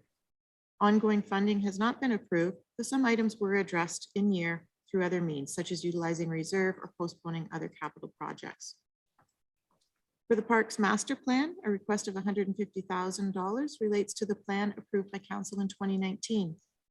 Upgrades to the parks identified in the plan did not have a funding source. Implementation of the plan cannot proceed without an ongoing source of funding. In 2021, the city did receive a donation from a community organization, Kiwanis Club of Lakeshore, to support park revitalization at the Rosedale Park Playground. Community donations assist the city reach the goals of the Park Master Plan, but additional funding is still required if the plan is to be fully implemented as approved. Transit requires additional funding to continue to leverage the 73% grant through the Investing in Canada Infrastructure Program, also known as ICIP. The annual capital requirement averages about $1.1 million for the city's share. Since 2018, the city share was provided by utilizing most, if not all, of the annual capital from current allocation. To balance the remainder, carryover capital roads budget surplus was utilized for other reserves. Without a dedicated funding stream, other capital requirements are not being addressed. This puts other service levels at risk if asset renewal and or capital maintenance does not occur. For 2022 and on, $450,000 of expired long-term debt servicing was available in the levy and has now been transferred to increase the annual transit capital allocation. The remaining 2022 funding requirement of $550,000 is covered within the recommended capital budget, and it does continue to utilize the capital from current allocation. The Public Works Fleet Study was presented to Council in October, which indicated a significant replacement backlog and further phases to provide a replacement plan and streamline work processes. The resolution also included a $250,000 increase to the current capital allocation. Engineering is requesting $500,000 for capital works and miscellaneous construction to help address the deficit in road and related linear infrastructure.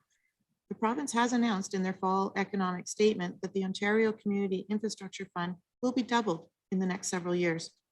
In 2021, the city's allocation was $2,015,467. So potentially an increase of $2 million will be provided annually, which is significantly more than the capital request. Note that the 2022 capital budget for capital works and miscellaneous construction is at the $2.0 million OSIF allocation only, pending confirmation of the actual new contribution for 2022.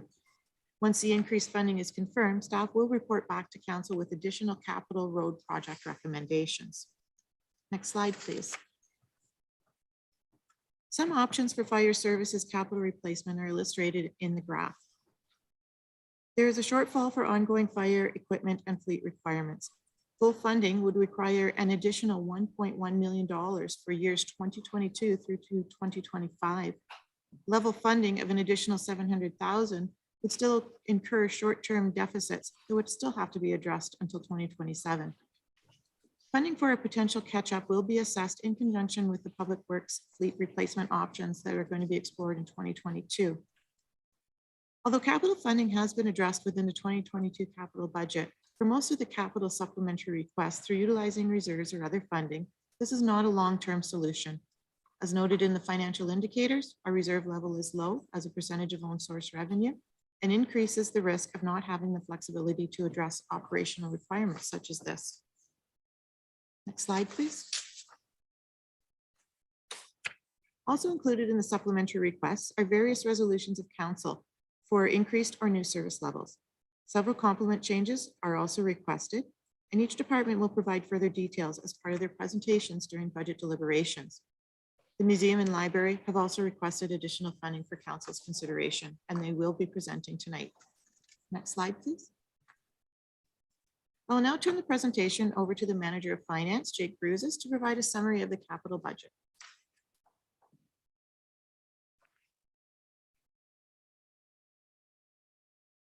Thank you.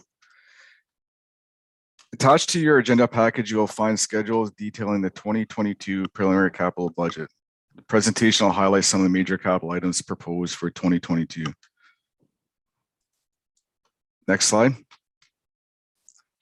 The 2022 capital budget is seeking approval of a total of $38.6 million worth of investment. Nearly 2/3 of this is for roads, storm, and sanitary sewers.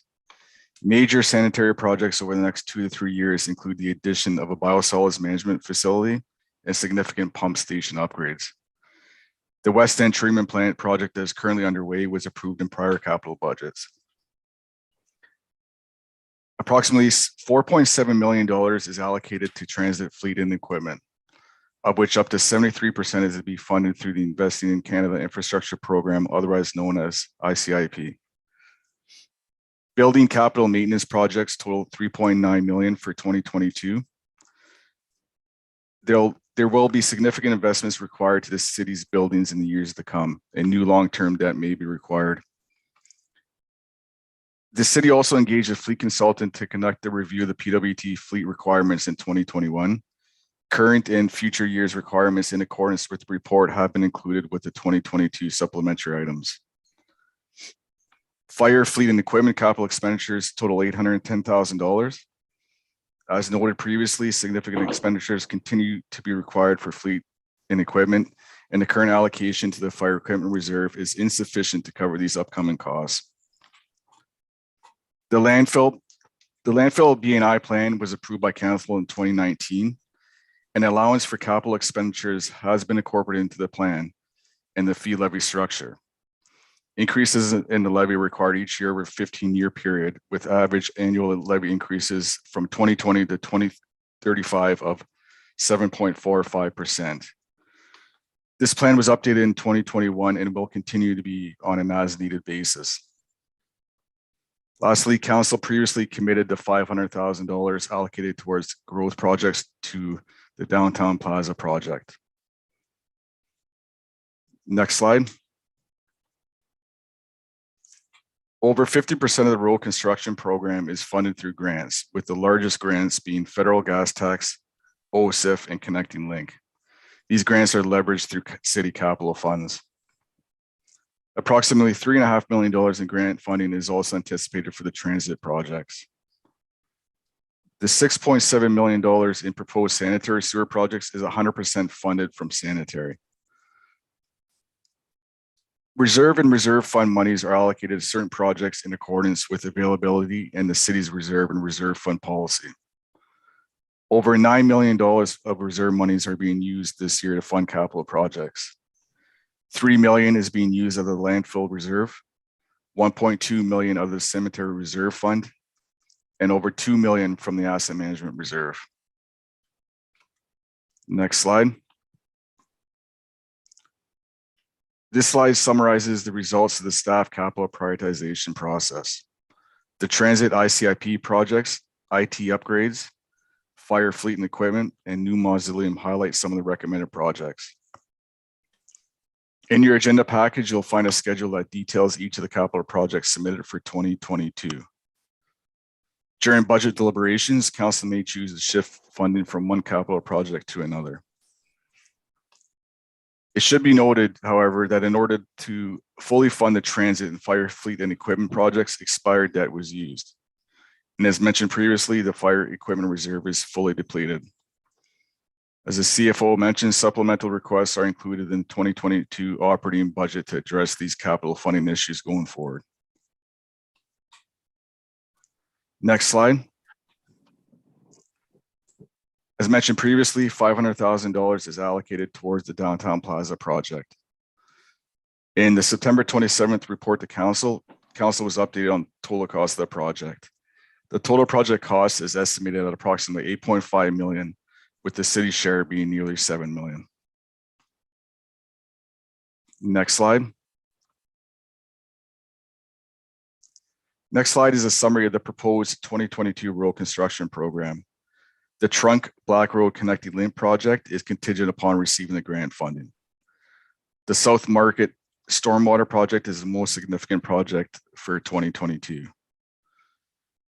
Public Works and Engineering continues to address resurfacing to the extent that funding is available.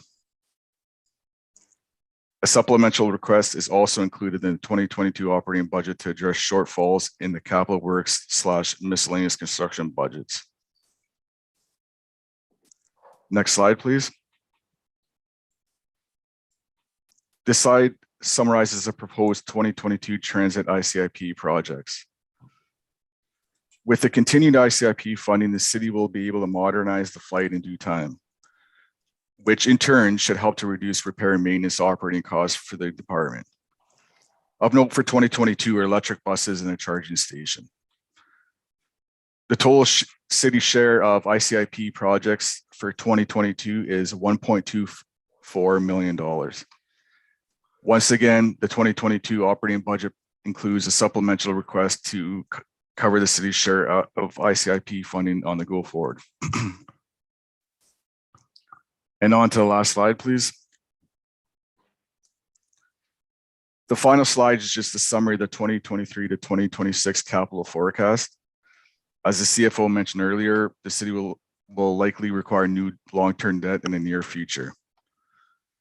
The amounts in this chart mainly address cash flow due to significant sanitary and landfill projects over the next 4 years and is not expected to have an impact on future levies. Other new debt is anticipated in the near future with potential substantial construction projects on the horizon, including significant repairs to the community centers and a new fire station.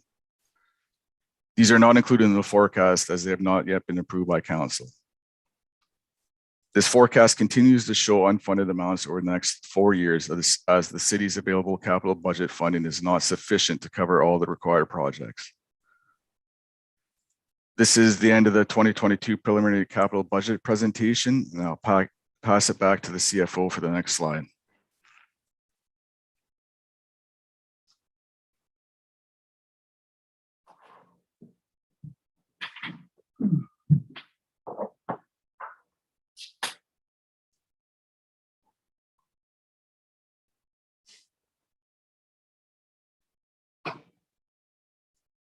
Sorry for the delay. We're just waiting for a mic to turn on. On to the challenges. So the challenges that could affect the city's ability to maintain the current level of service are consistent with previous years. Assessment growth continues to be very low, and as the cost to provide services continues to increase, it'll put an additional burden on the assessment base. Many assets are in fair to poor condition, and the infrastructure deficit in funding asset management requirements means that there is a risk that assets could deteriorate or fail, resulting in service level reductions. Additional resources are needed to address this. The city has been provided some significant resources recently that will assist. When deliberations occur next week, there will be a couple pools of new funding provided through the provincial and federal government that council may direct to the 2022 capital projects. In 2021, the federal gas tax was topped up by $4.5 million. After the allocation to the downtown Plaza project approved by council, $2.8 million remains to be allocated to other capital projects. The province just announced last week a new Northern Ontario Resource Development Support Fund, which will complement existing funding streams for building infrastructure. The city's allocation for 2022 is $400,000. Also, as noted earlier, the OSIF funding dedicated to roads and linear infrastructure is to double in funding and is estimated to add $2 million to address the capital roads requirement. These additional upper levels of government support will greatly assist in addressing some short-term requirements. None of the funding streams are ongoing beyond a couple of years, so there is still a strong still longer-term investment that will be required. With provincial funding levels not guaranteed in the future, whether capital funding or operational through OMPF, there is a risk of additional burden being placed upon the municipal tax levy, or alternatively, service level adjustments. Next slide, please. With the tabling of the preliminary budget tonight, the deliberation process will begin on December 6th. At this time, the executive management team will present summary budgets for their areas. Any adjustments between now and the deliberation day will be captured and provided on the final budget levy or final budget level, pardon me, on the final budget levy as a starting point. As the final budget levy is approved, tax rates will be set typically in March or April of 2022. That is the end of the budget presentation. Mr. Mayor, I turn the meeting back to you. Okay, thank you very much. Appreciate that, both you and Jake, for your presentations. Council, before we move on, I thought what we would do is once we receive the presentations, we would ask questions of that presentation, and then we would move on to the next presentation. So you've received that now. I have Councillor Christian on the list here. I see Councillor Shoemaker's hand.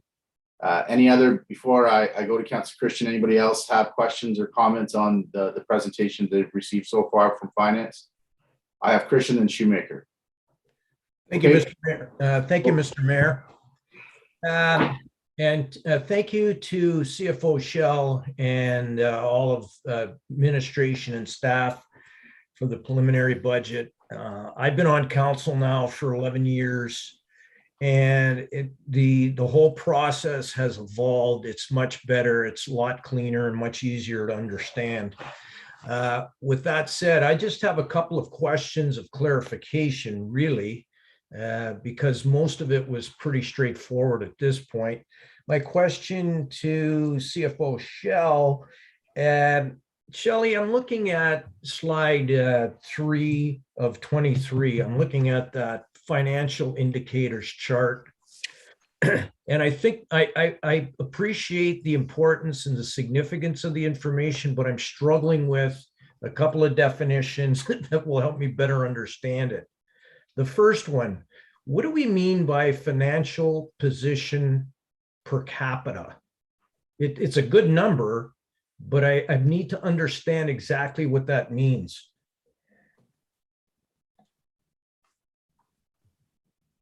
Through you, Mr. Mayor, to Councillor Christian, if you'll give me a minute, I need to open up my report. I don't have Sure. the definitions memorized off the top of my head. Okay.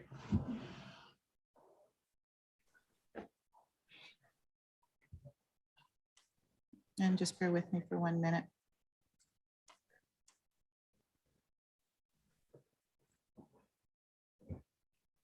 Do you have another question while I find? Yeah, and it would be the definitions for the terms underneath: discretionary reserves and own source revenue.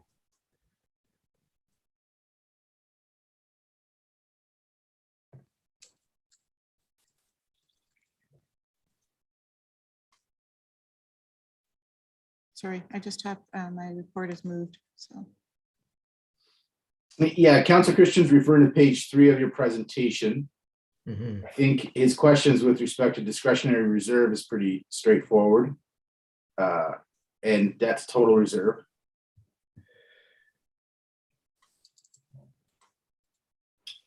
okay, so the first one is financial position per capita. Yeah. So this is a measure that indicates the affordability of future municipal spending, and it's represented by the net financial assets. So this is your assets less liabilities per capita. So it's taking based on the population, which is around 75,000 that was used. These are actually from the BMA report. Yeah. The study that we get each year, and that is on our website if anybody has any interest in reviewing that. Yeah. What was the other one? Well, that explains it. That gives me some real context to that. The other one is right underneath it. Discretionary reserves. What do we mean by that? And what do we mean by own source revenue? Own source revenue is non-tax revenue, to put it in basic terms. Okay. So this would be your user fees, Okay. that type of revenue, investment income. Sure. And discretionary reserves, those are reserves just that we have for potential discretionary spending? Yes, so some reserves are restricted, and usually those are your reserve funds. Such things as your gas tax revenues that aren't spent in year are restricted, and we can't use them for our own use. Great, that's very, very helpful. Thank you. Just bear with me. I'm trying to walk my way through this as well. I'm on slide 12 of 23. That would be the fire services capital replacement funding. I appreciate that it's depleted. To be clear, we will, as part of the budgeting process this year, decide on the rate of replenishment. Is that the purpose of this slide, determining this year how we want to begin to replenish that fund? To you, Mr. Mayor, to Councillor Christian, the slide was to illustrate different options and to show that it is with the reserve being depleted and the requirements going forward, that there's not enough funding in it, and trying to show a few different options and what that would mean to council. So as I indicated, the requirements for fire for capital for 2022 are funded within the recommended capital budget. So everything is fine there, but we do have a situation where we're going to have to look at approximately $5 million worth of fire equipment that is going to have to be funded between 2023 and 2025, I think it was. So thank you. And so getting back to my question though, so that's a decision that we will be making this year, determining what that road back will look like. That will be done in 2022 because we have to look at some potential catch up and how it could be funded. We are funded for the 2022 budget year.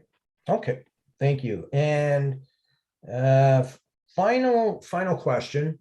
I'm on, this might be a question for Jacob. Slide 21 of 23. I was just looking at the capital forecasts and I noticed two line items, and again, it's a definition or clarification thing for me. We have a line item as reserves and a line item for reserve funds. And I want to understand the difference between the two. Through you, Mr. Mayor, to Councillor Christian, I believe Shelley just touched on that. Reserve funds are basically, they're restricted for a specific purpose. Oh, okay. Whereas All right. reserves they could be designated by council. Okay, you're right. I did. Thank you very much. I apologize for that. Thank you. Councillor Shoemaker. Thanks, Mr. Mayor. Through you to Mr. Bruises. On slide 18, the capital prioritization projects. There's requests here for money for new mausoleum, which, if I understand correctly, the mausoleum that was just built is completely sold out. So there's no more room unfortunately, if people died between now and when a new one's built, to have mausoleum space. So I'm interested in supporting this. What I wonder really is the construction of a new mausoleum not just essentially a cash flow issue? We recover the full expense of it when the new crypts are sold. So to put it in the budget, I mean, can we not finance it kind of on a short-term basis in order to pay ourselves back, rather than having to include it like this in a budget request? Through you, Mr. Mayor, to Councillor Shoemaker. So this is 100% funded from the Cemetery Reserve Fund. So there is a dedicated source of funding for this. So as you mentioned, yes, it is basically a cash flow issue. But I mean, this does not come out of the other typical capital pots. It's just out of the Cemetery Reserve Fund, which is designated for this purpose. It's not a levy increase. Right. So what are we being asked to do? Just approve that the money come out of the Cemetery Reserve Fund? Yeah, correct. Like any spending out of a reserve or reserve fund, it needs to be approved by council, no matter the dollar amount. And basically just going ahead with this project, because you go ahead with this right now, that'll use up basically everything that is in the reserve fund right now. Right. But then, I mean, presumably. But like you said, it'll be replenished with the sales. Right. Okay. Thank you. Is that all, Councillor Shoemaker? Yes, thank you. Okay. Council, before we move on, Councillor Hollingsworth. Thank you.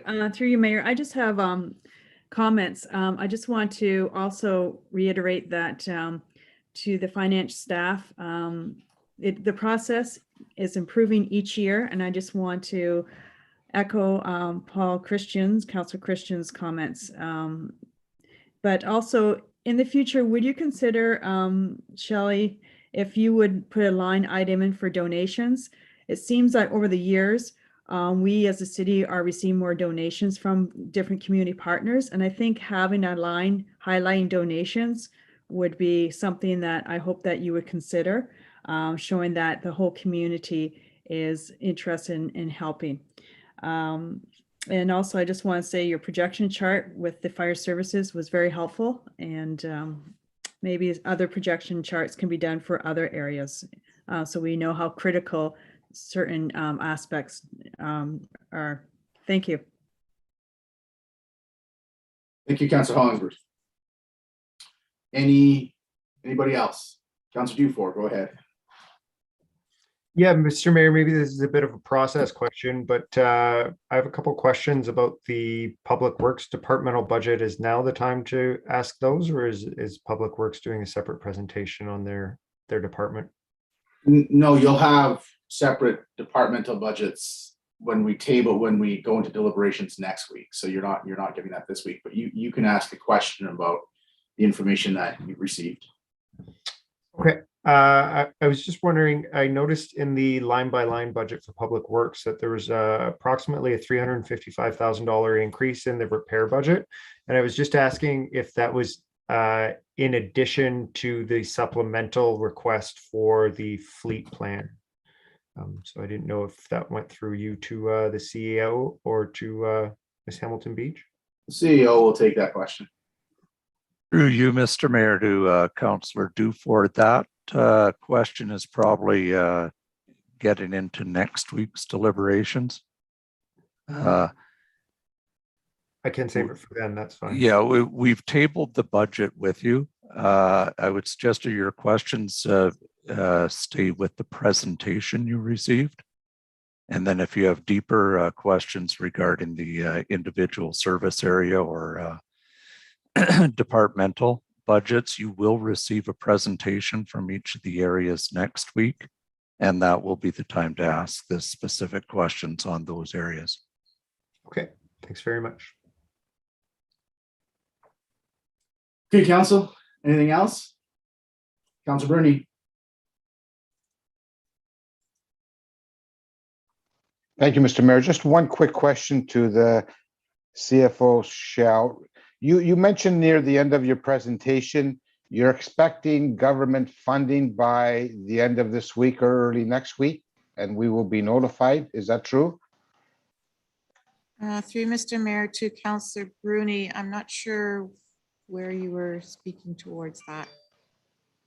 I thought you mentioned additional funding will be arriving. No, No? I said when deliberations occur next week, that you have some new pools of funding that will be available for council to consider.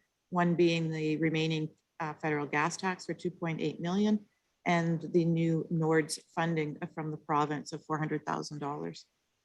And as well, the OSIF funding for roads for $2 million approximately. I think that's what you may have been referring Okay. to. No, thank you. I appreciate it. Right. Anything else, Council? Okay, Madam Clerk, it looks like we can move on to our next presentation. Yes, under agenda item 6, the budget 2022 community engagement. Tessa Vecchio, the communications officer, has a presentation. Thank you. I will just share my screen here. Oh, we got it here.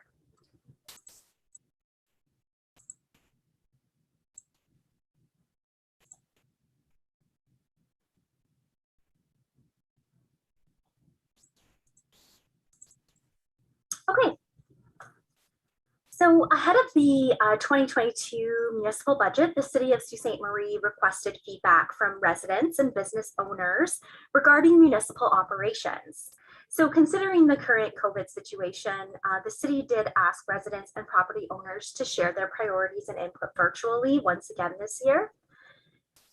As part of that engagement process, corporate communications created a video to provide information on the budget process and inform the community as to how the budget is calculated.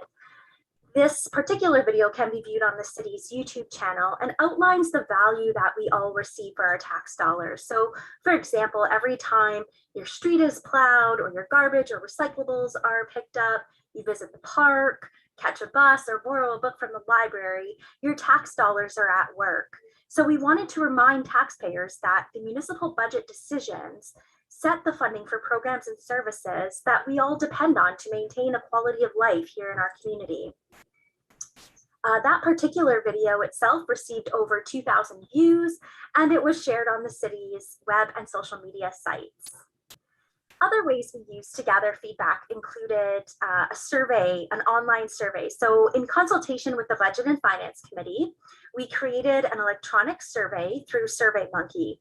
And paper copies of the survey were available at the Senior Center, Northern Community Center, the Accessibility Office down at the John Rhodes, the Northern Branch, and the James McIntyre Centennial Library, as well as copies could be received at the Civic Center.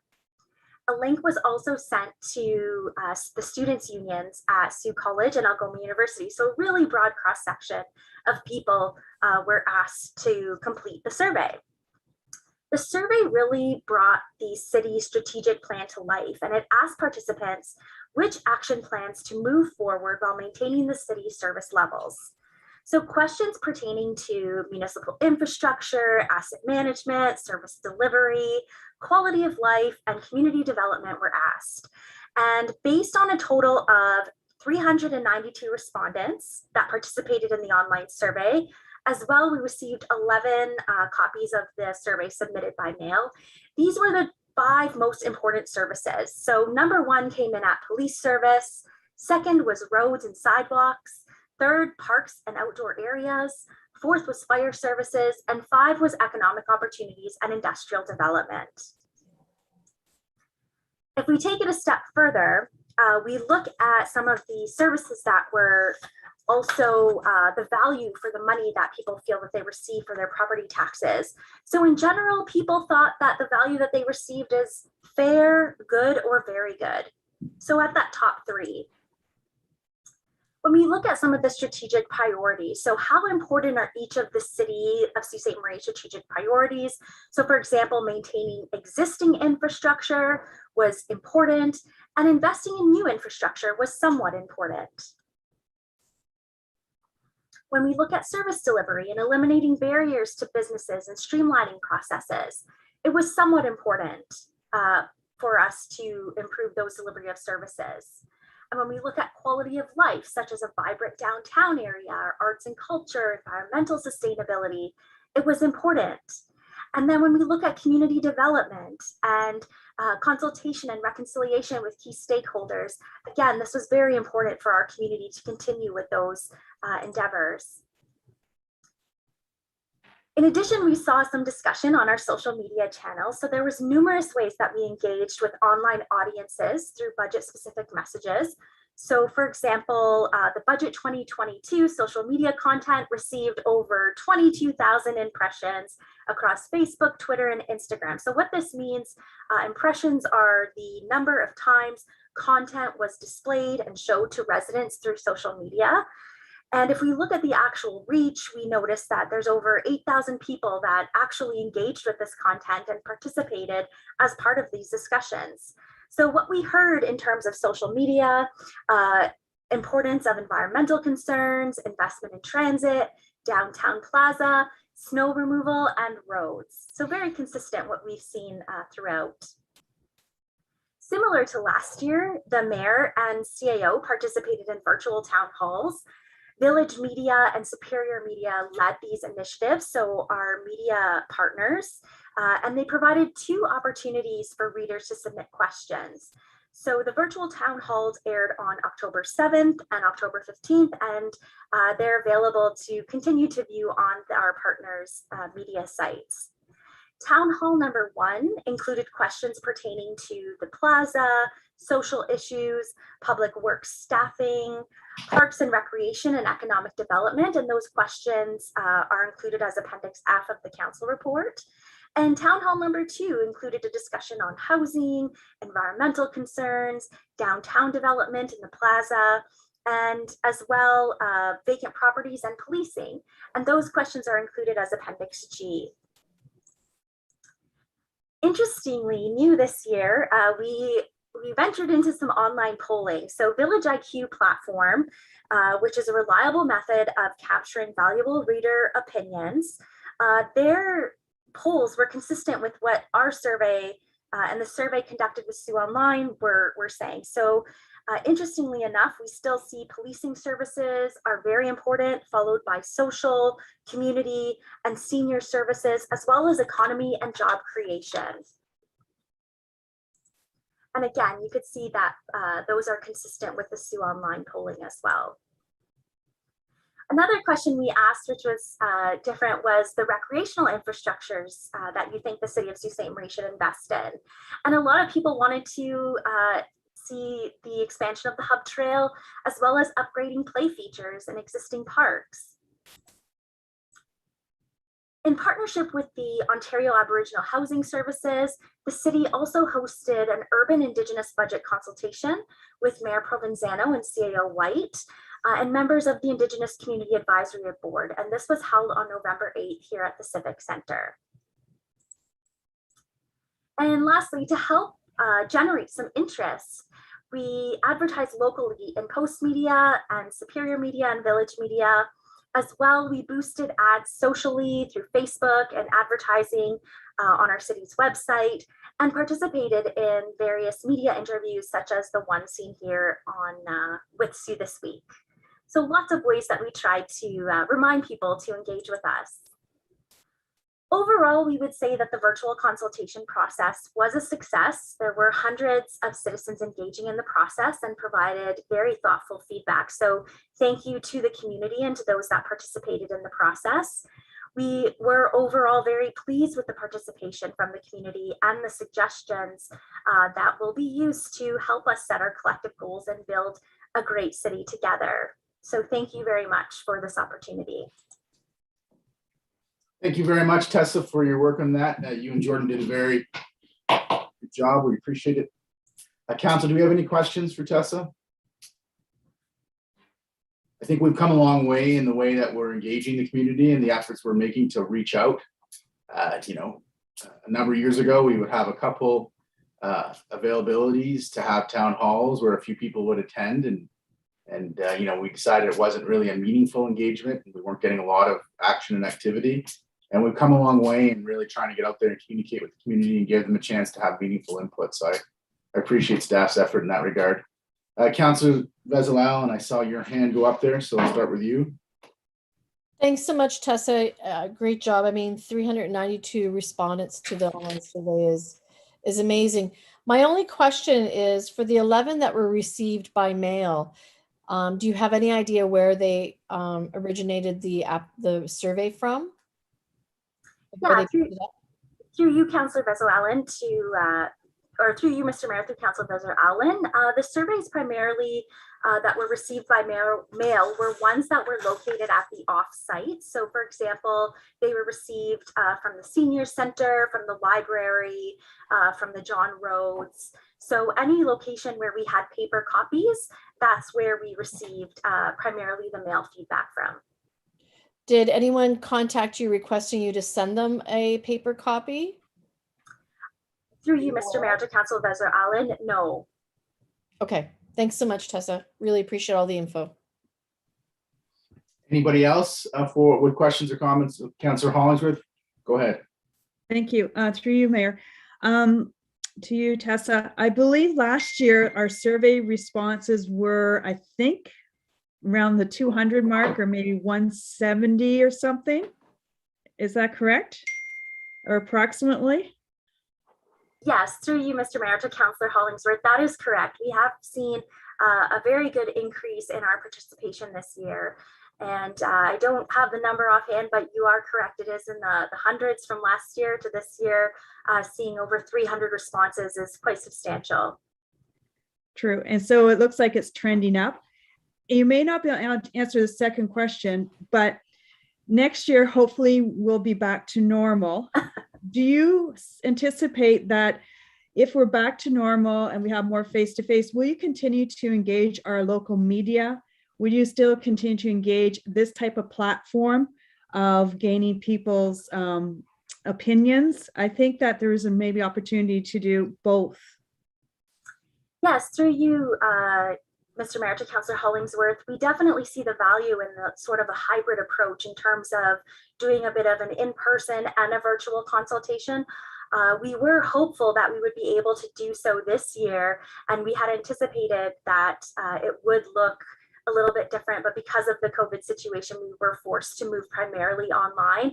But absolutely in the future, we would love to see a hybrid approach of continuing with the online engagement, but also offering those in-person consultations. Okay, and one last question.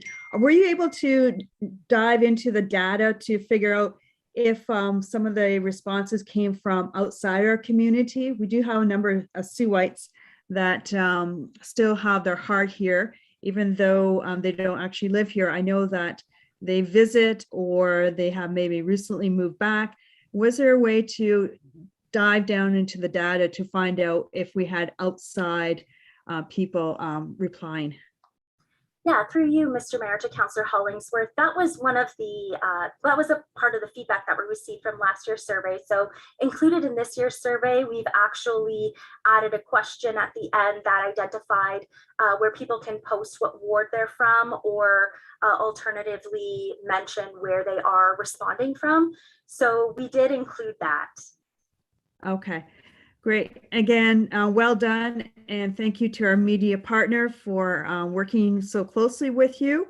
And again, excellent information. Thank you. Thank you. Anybody else on council have questions or comments on that report? Seeing none, thank you. You've got a vote up on your e-scribe, so all in favor?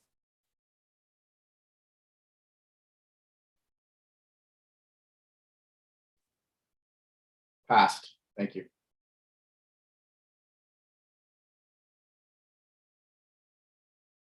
I'm just waiting for Councillor Gardy and Councillor Nero.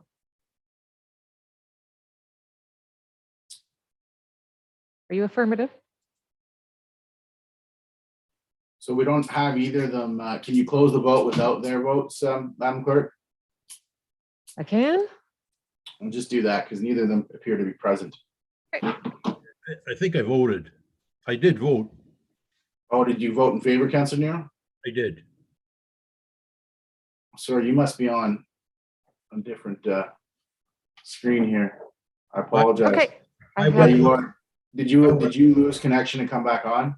I did. Yeah, so I apologize. When that happens, Zoom automatically bumps you to the second screen, so I didn't see you there. I'm sorry. Okay. So he was, Councillor Nero was in favor. Yes. And under agenda item 8.2 is the Public Library Board.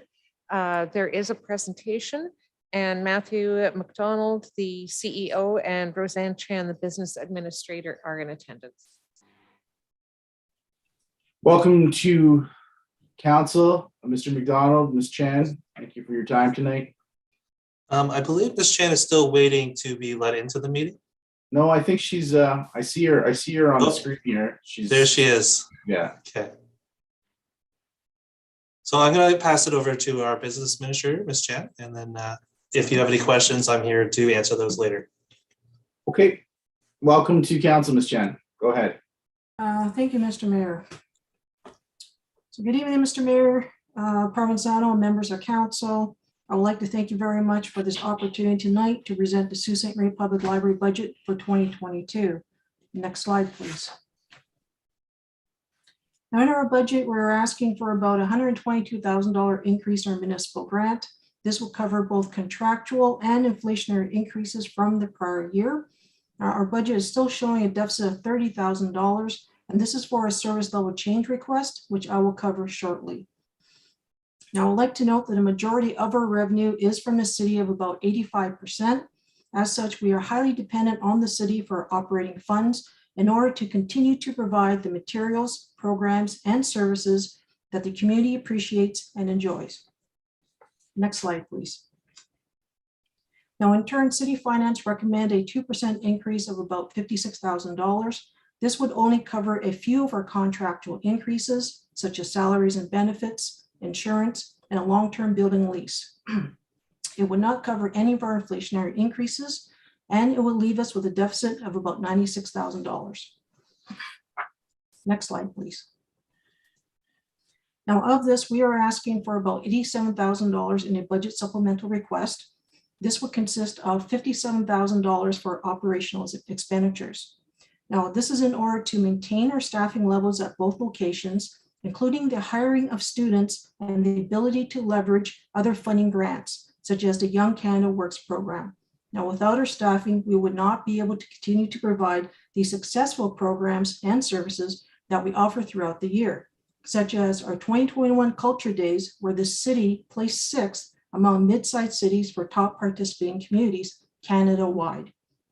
Now, more specifically, the $14,000 is the remainder of the contractual increase that we did not receive in our prior year's budget and still trying to absorb. Now, $15,000 would be to maintain our materials to meet the reading and information needs of our community. This includes our online and digital resources that the community can access from their homes or a mobile device. Now, in the last few years, we've seen an average increase of 5% in annual costs from our vendors, which is greater than the country's rate of inflation. And some of our digital resources are purchased from the United States, and yet our Canadian dollar continues to average 70 cents per US dollar. 28,000 would be for the other inflationary costs not covered by the recommended 2%, such as utilities, office supplies, and postal services.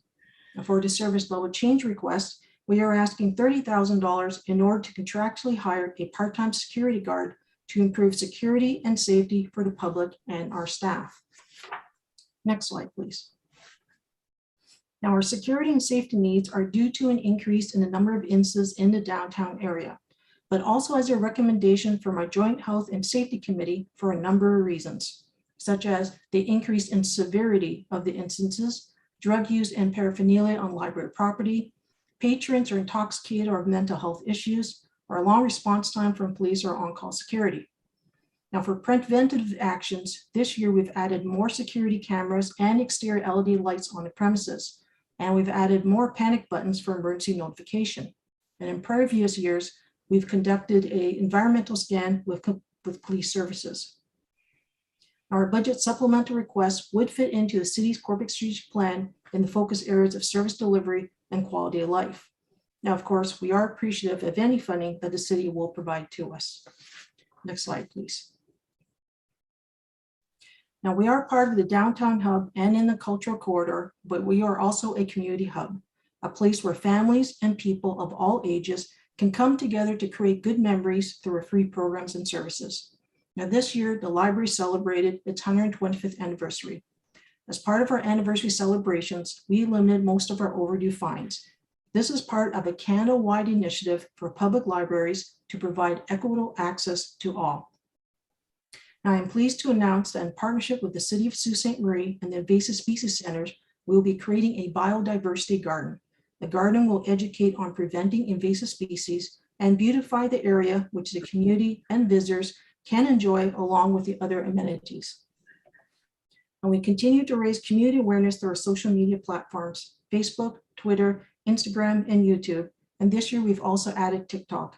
To date, we have received more than 410,000 hits. We also continue to see an increase in our active library card holders. To date, we've seen an increase of 6%, and we presently have more than 21,000 card holders. Compared to the 2016 census population, that makes more than 1 out of every 3.5 individuals in the city a card holder. Now, in 2022, we will be expanding our services. We will be adding to our digital resources Overdrive magazines, giving the public access to more than 3,000 magazines online.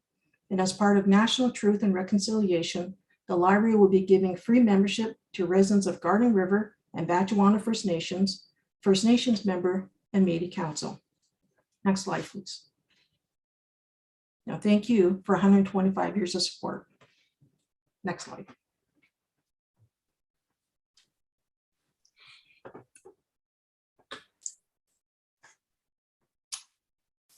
Thank you very much for your presentation. Council, do we have Ms. Chan here and also Mr. McDonald. So if we have questions for them. So I see Councillor Dufour's hand up. We'll start with him. Go ahead, Councillor Dufour. Yeah, thanks, Mr. Mayor. I'm not sure if my question is for Mr. McDonald of City Finance. I'm just trying to understand the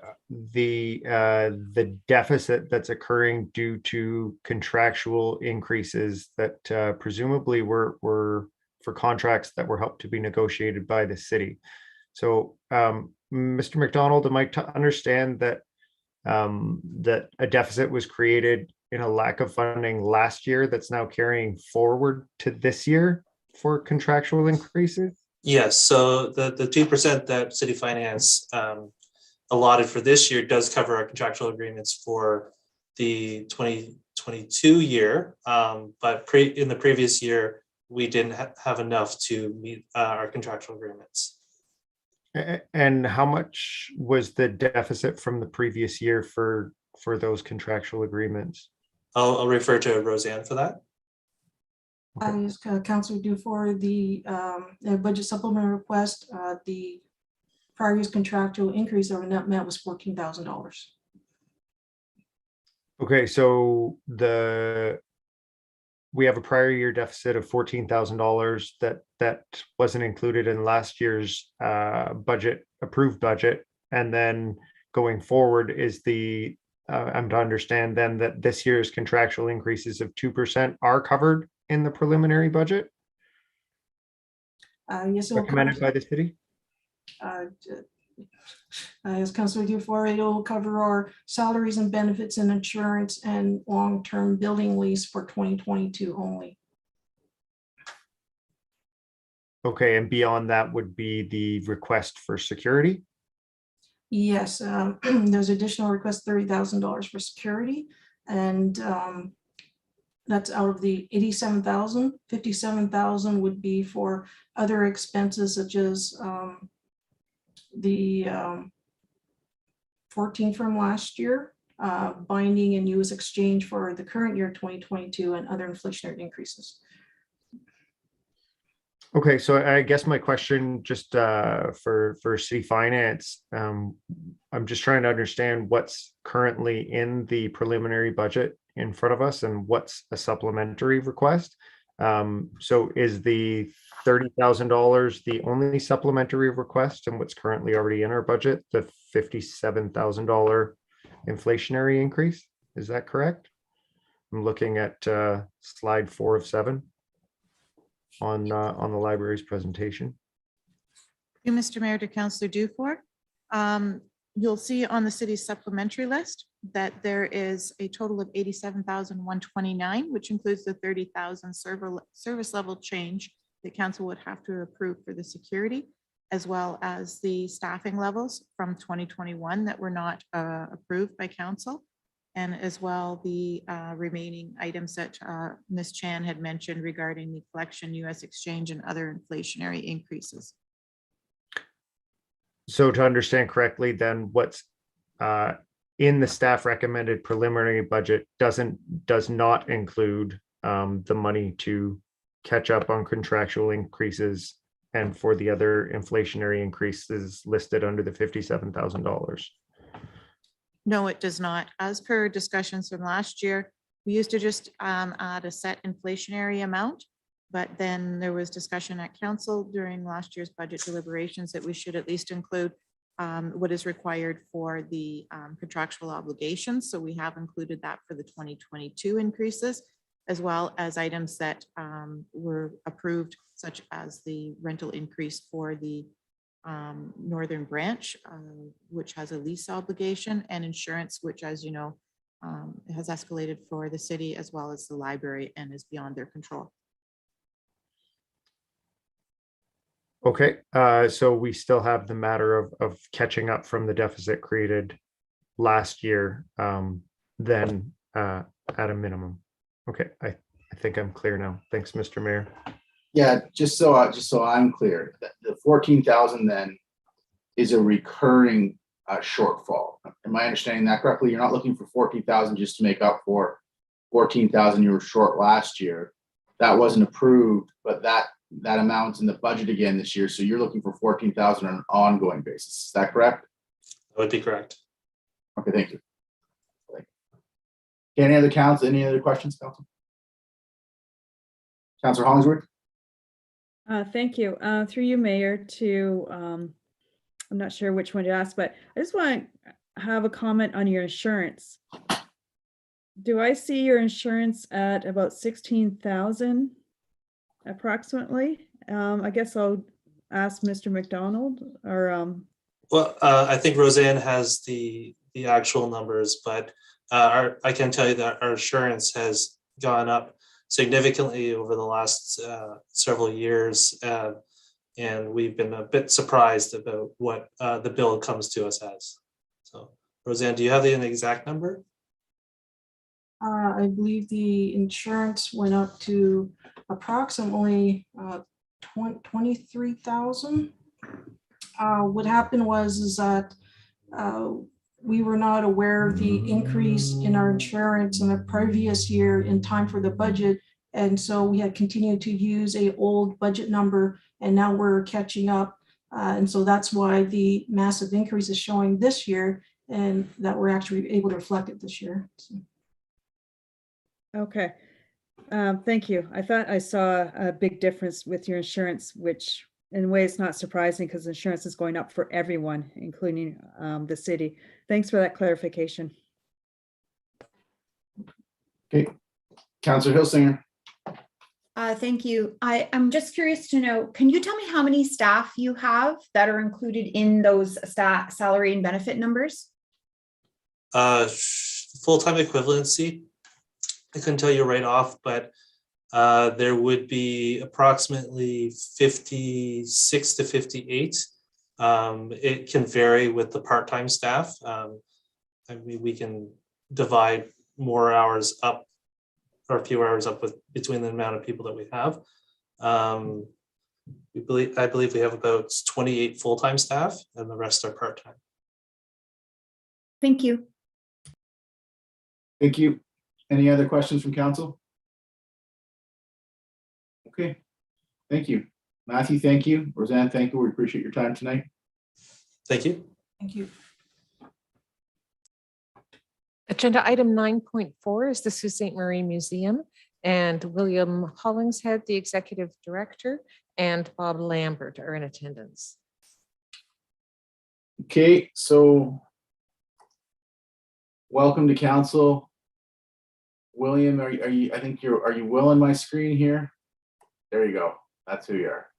And Mr. Lambert, we're looking for you now. Is he also with us? He should be. Yeah. Has he been admitted, Madison? Evidently, he is not in the waiting room. No, I don't think he is. So are you willing to proceed or ready to proceed, William, or do you want to wait and see if he comes on? In the hopes of not holding everyone up, I am prepared to proceed so this doesn't take as long. Okay, that sounds great. We are in your court then. Fantastic. Thank you. All right, so good evening, elected councillors, Mr. Mayor and Madam Clerk. My name is William Hollingshead. I am the Executive Director and Chief Curator here at the Sault Ste. Marie Museum.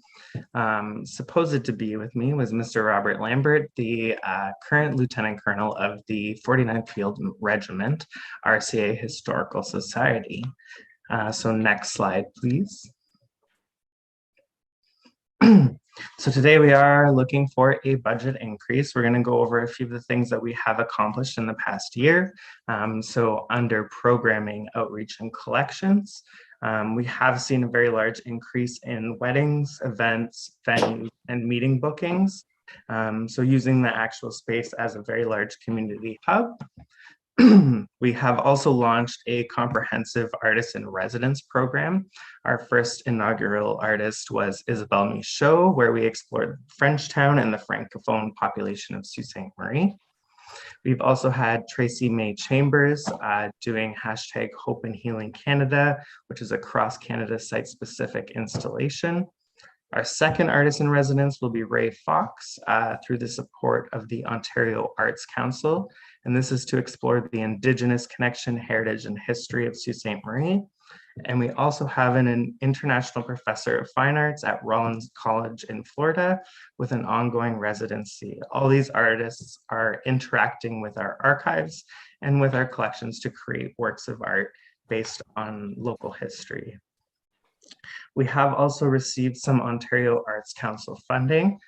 So Artists in Communities and Schools, which is a large-scale textile installation piece, remapping and unweaving Sault Ste. Marie in the surrounding area.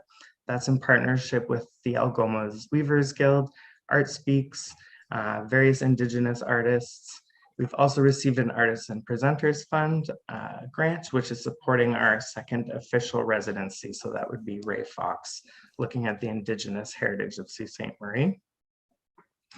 We have also created a national publication for the United Steelworkers Union of Canada on partnerships between museums, which incorporated a design guide, videos on how to do design, educational programming, and also a guide on how to partner museums with local unions.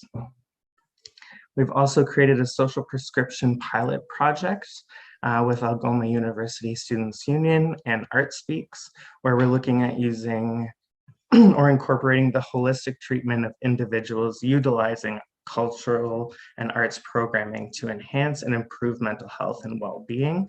At this point, mainly for students, but we are looking at exploring this program further. We've also received a large acquisition of community group and member donations. As you can see, Bond Sault Ste. Marie Police Services, the Ontario Finnish Rest Home, as well as the Royal Canadian Legion, which we are holding for 2 years until the new building is complete. We've also gone through various programmings, outreach and workshops such as Jamestown's programming, seniors programming. We've offered virtual education kits to both school boards, free craft kits. We've done a local craft circle. We've also done in-house events, participated in the Culture Days events, which was number 6, as the library did mention. We had the Sioux Symphony perform an orchestra. We participated in Moonlight Magic, and then various kids programming throughout the year. Next slide, please.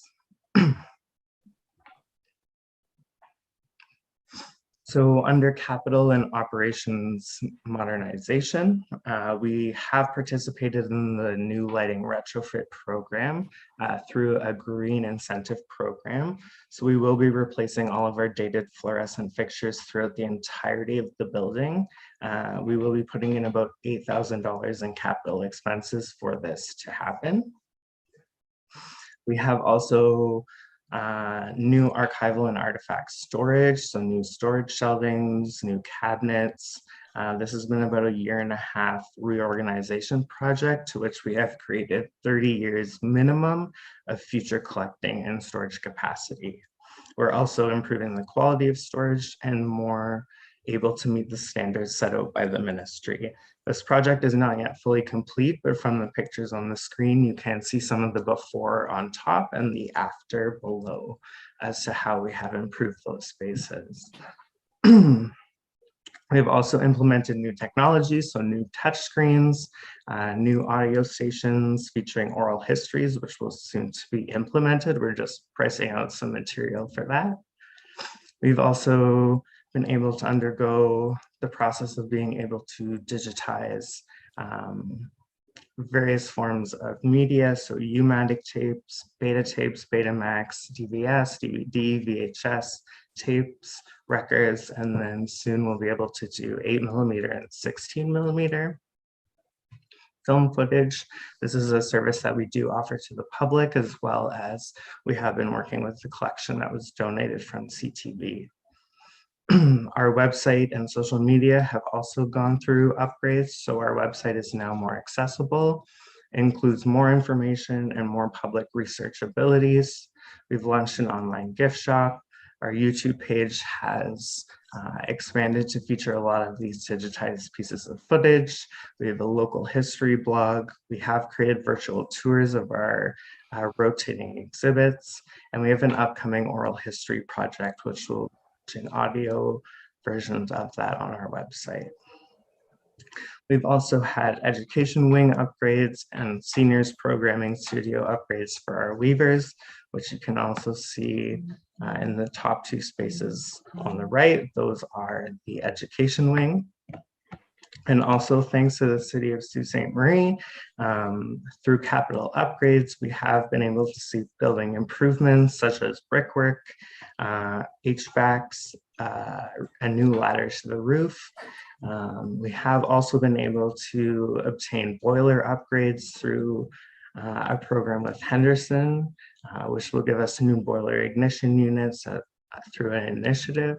And then very soon we are looking at having the windows changed with the City of Sault Ste. Marie. So none of that would have been possible. So I would like to extend thank you to the staff and everyone who has helped to work on that from the city's perspective.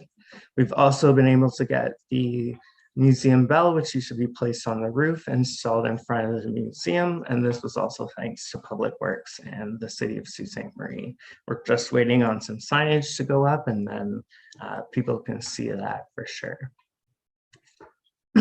Next slide, please. So staffing. The Sault Ste. Marie Museum currently employs 3 full-time and 7 part-time staff. This staffing complement allows the museum to continue to enhance its offering and uphold its mandate as the community museum of Sault Ste. Marie. The successes of the past 2 years, we haven't seen a deficit, we haven't laid off any staffing.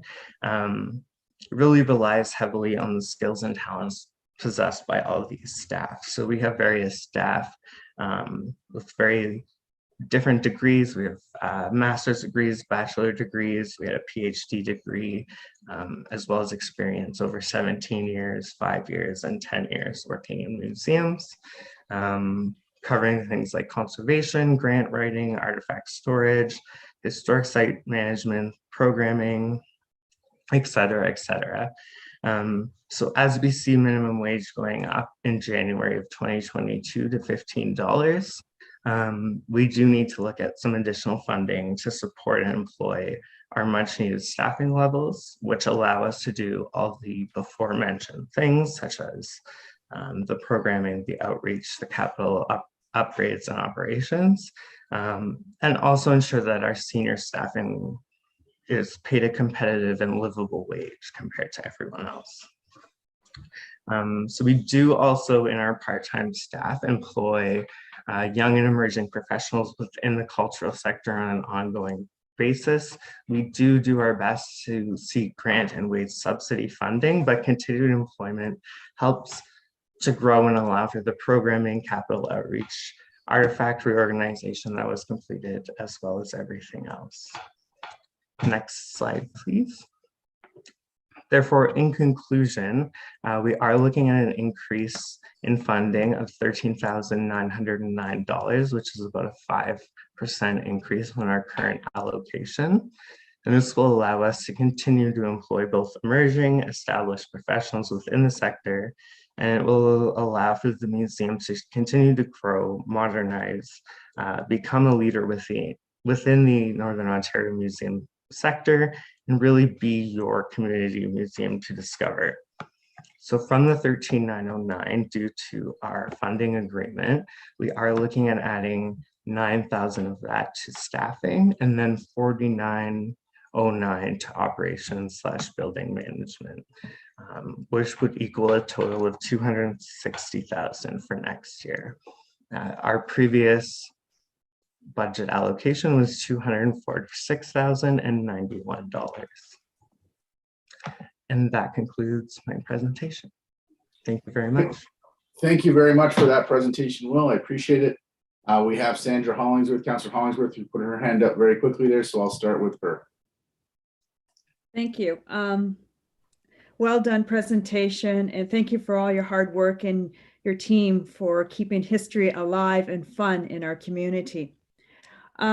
First of all, can you comment on your donation level? How are your donations right now? And I know that you're usually very creative in having a donation campaign. Can you comment on your campaign as well, please?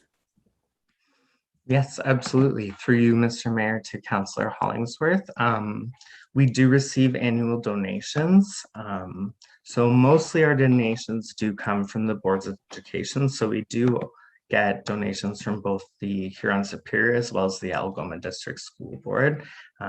With those donations, we do offer free programming to both school boards throughout the year, no matter the amount or request that they ask us for. So we have currently been providing virtual kits due to COVID and no actual in-house field trip visits, I guess. We also receive community donations. We were lucky this year to get a estate donation from someone who unfortunately passed. We do get a donation through a program that we are set up with as well. And then various community people will absolutely donate funding to the museum. We were lucky to receive a large amount from someone this year, as well as a couple other people as we've kind of moved forward. Okay, so going along the donation line, in the future, is it possible you can give us a line item of your donations? Because I know that you work hard at increasing your donations, And do you have a donation campaign in mind to create awareness for 2022 yet? Have you started to think about that? Normally, the way we approach community donations is through our membership renewals. So people mostly Good. will donate as they renew memberships, though it does happen on the occasion where people will just occasionally donate or be willing to provide some funding for certain projects or things like that. So it absolutely is in place for our membership renewal currently. And then we had plans for some fundraising for donations, but obviously COVID put some of that on hold. We were looking at doing a Save the Future kind of thing, but that kind of fell apart. So, or sorry, Back to the Future, Save the Clock Tower. I mixed that up. My apologies. Two other questions. Since you redid your website, I apologize, I have been on your new website. Do you have a donation button on your website right now? Currently, we don't, just for the purposes of administration and doing the tax receipting, though it is something that we are looking at for sure. Okay. And final question, you just talked about quickly about the Save the Clock. I know in the past you were keen on preserving the glass and the arms of the clock. And I believe the clock doesn't really function only in the summer months when it's warm, because in the winter time, you can get ice gather and it could break that wonderful Tiffany glass.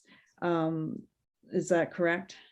That is absolutely correct. Yes. So we do only operate it in the spring and summer months where there is no snow buildup, because yes, there is no front cover glass on the hands. So during the winter months, the snow buildup will clog the hands and break them, or break the mechanism within. So we usually have it from May till November if we can. And hence Save the Clock idea. Yes, fix up some of the glass, add some protective, maybe some brickwork funding. Okay, thank you. Well done. Absolutely. Thank you. Any other councillors with any questions or comments? Councillor Bezoal. Thanks for the presentation, Will. And I know the Artist in Residence program has been really well received, and really congratulations on that. You've definitely created a different sense of belonging for the museum. And I think just to clarify, in terms of donations, you are not a registered charity, are you? We, through you, sorry, Mr. Mayor, to Councillor Vesno-Allen, we are actually a registered charity and non-for-profit, so we can do the tax receipts as part of donations received. Okay, so one recommendation, because I did go on your website a few days ago, is you don't have your charitable registration number on your website, and that's a requirement. So I was trying to go in the About You and all of that kind of thing to determine if you're a registered charity. So it's important, like under your mailing address, to have your CRA registration number. Yeah, just a little aside. That's good to know. And just to donations and fundraising is down about 50% across the board. So I certainly understand the efforts. Have you been able to have any of the recovery grants, especially through the government for wage subsidy, if your revenues were down? We haven't explored the wage subsidy, though we have explored reopening funding through the Museum Assistance Program. So last year we were successful in receiving about $40,000, which was a carryover into this year to cover a lot of that archival and storage reorganization, as well as some staffing. We have applied again this year for the same type of funding. It just hasn't been released yet due to the election changeover in staffing. So we're just waiting for that to come in. Okay, thanks so much, Will. I just wanted to point that out when I was doing some research on your website. Absolutely. My apologies, and thank you for pointing that out. No problem. Okay, council, anybody else have anything for Will? Councilor Dufour. Thanks, Mr. Mayor. Hi, Will. I was just wondering if you had any information about your board or board meetings on your website for the public to view or learn more about members. Through you, Mr. Mayor, to Councillor Dufour, we do have a list of our current board members available on the website under the contact us portion at the bottom. We do circulate our board meetings to all board members. We don't tend to publicly post them on various media sites just due to there's never really much reception for those.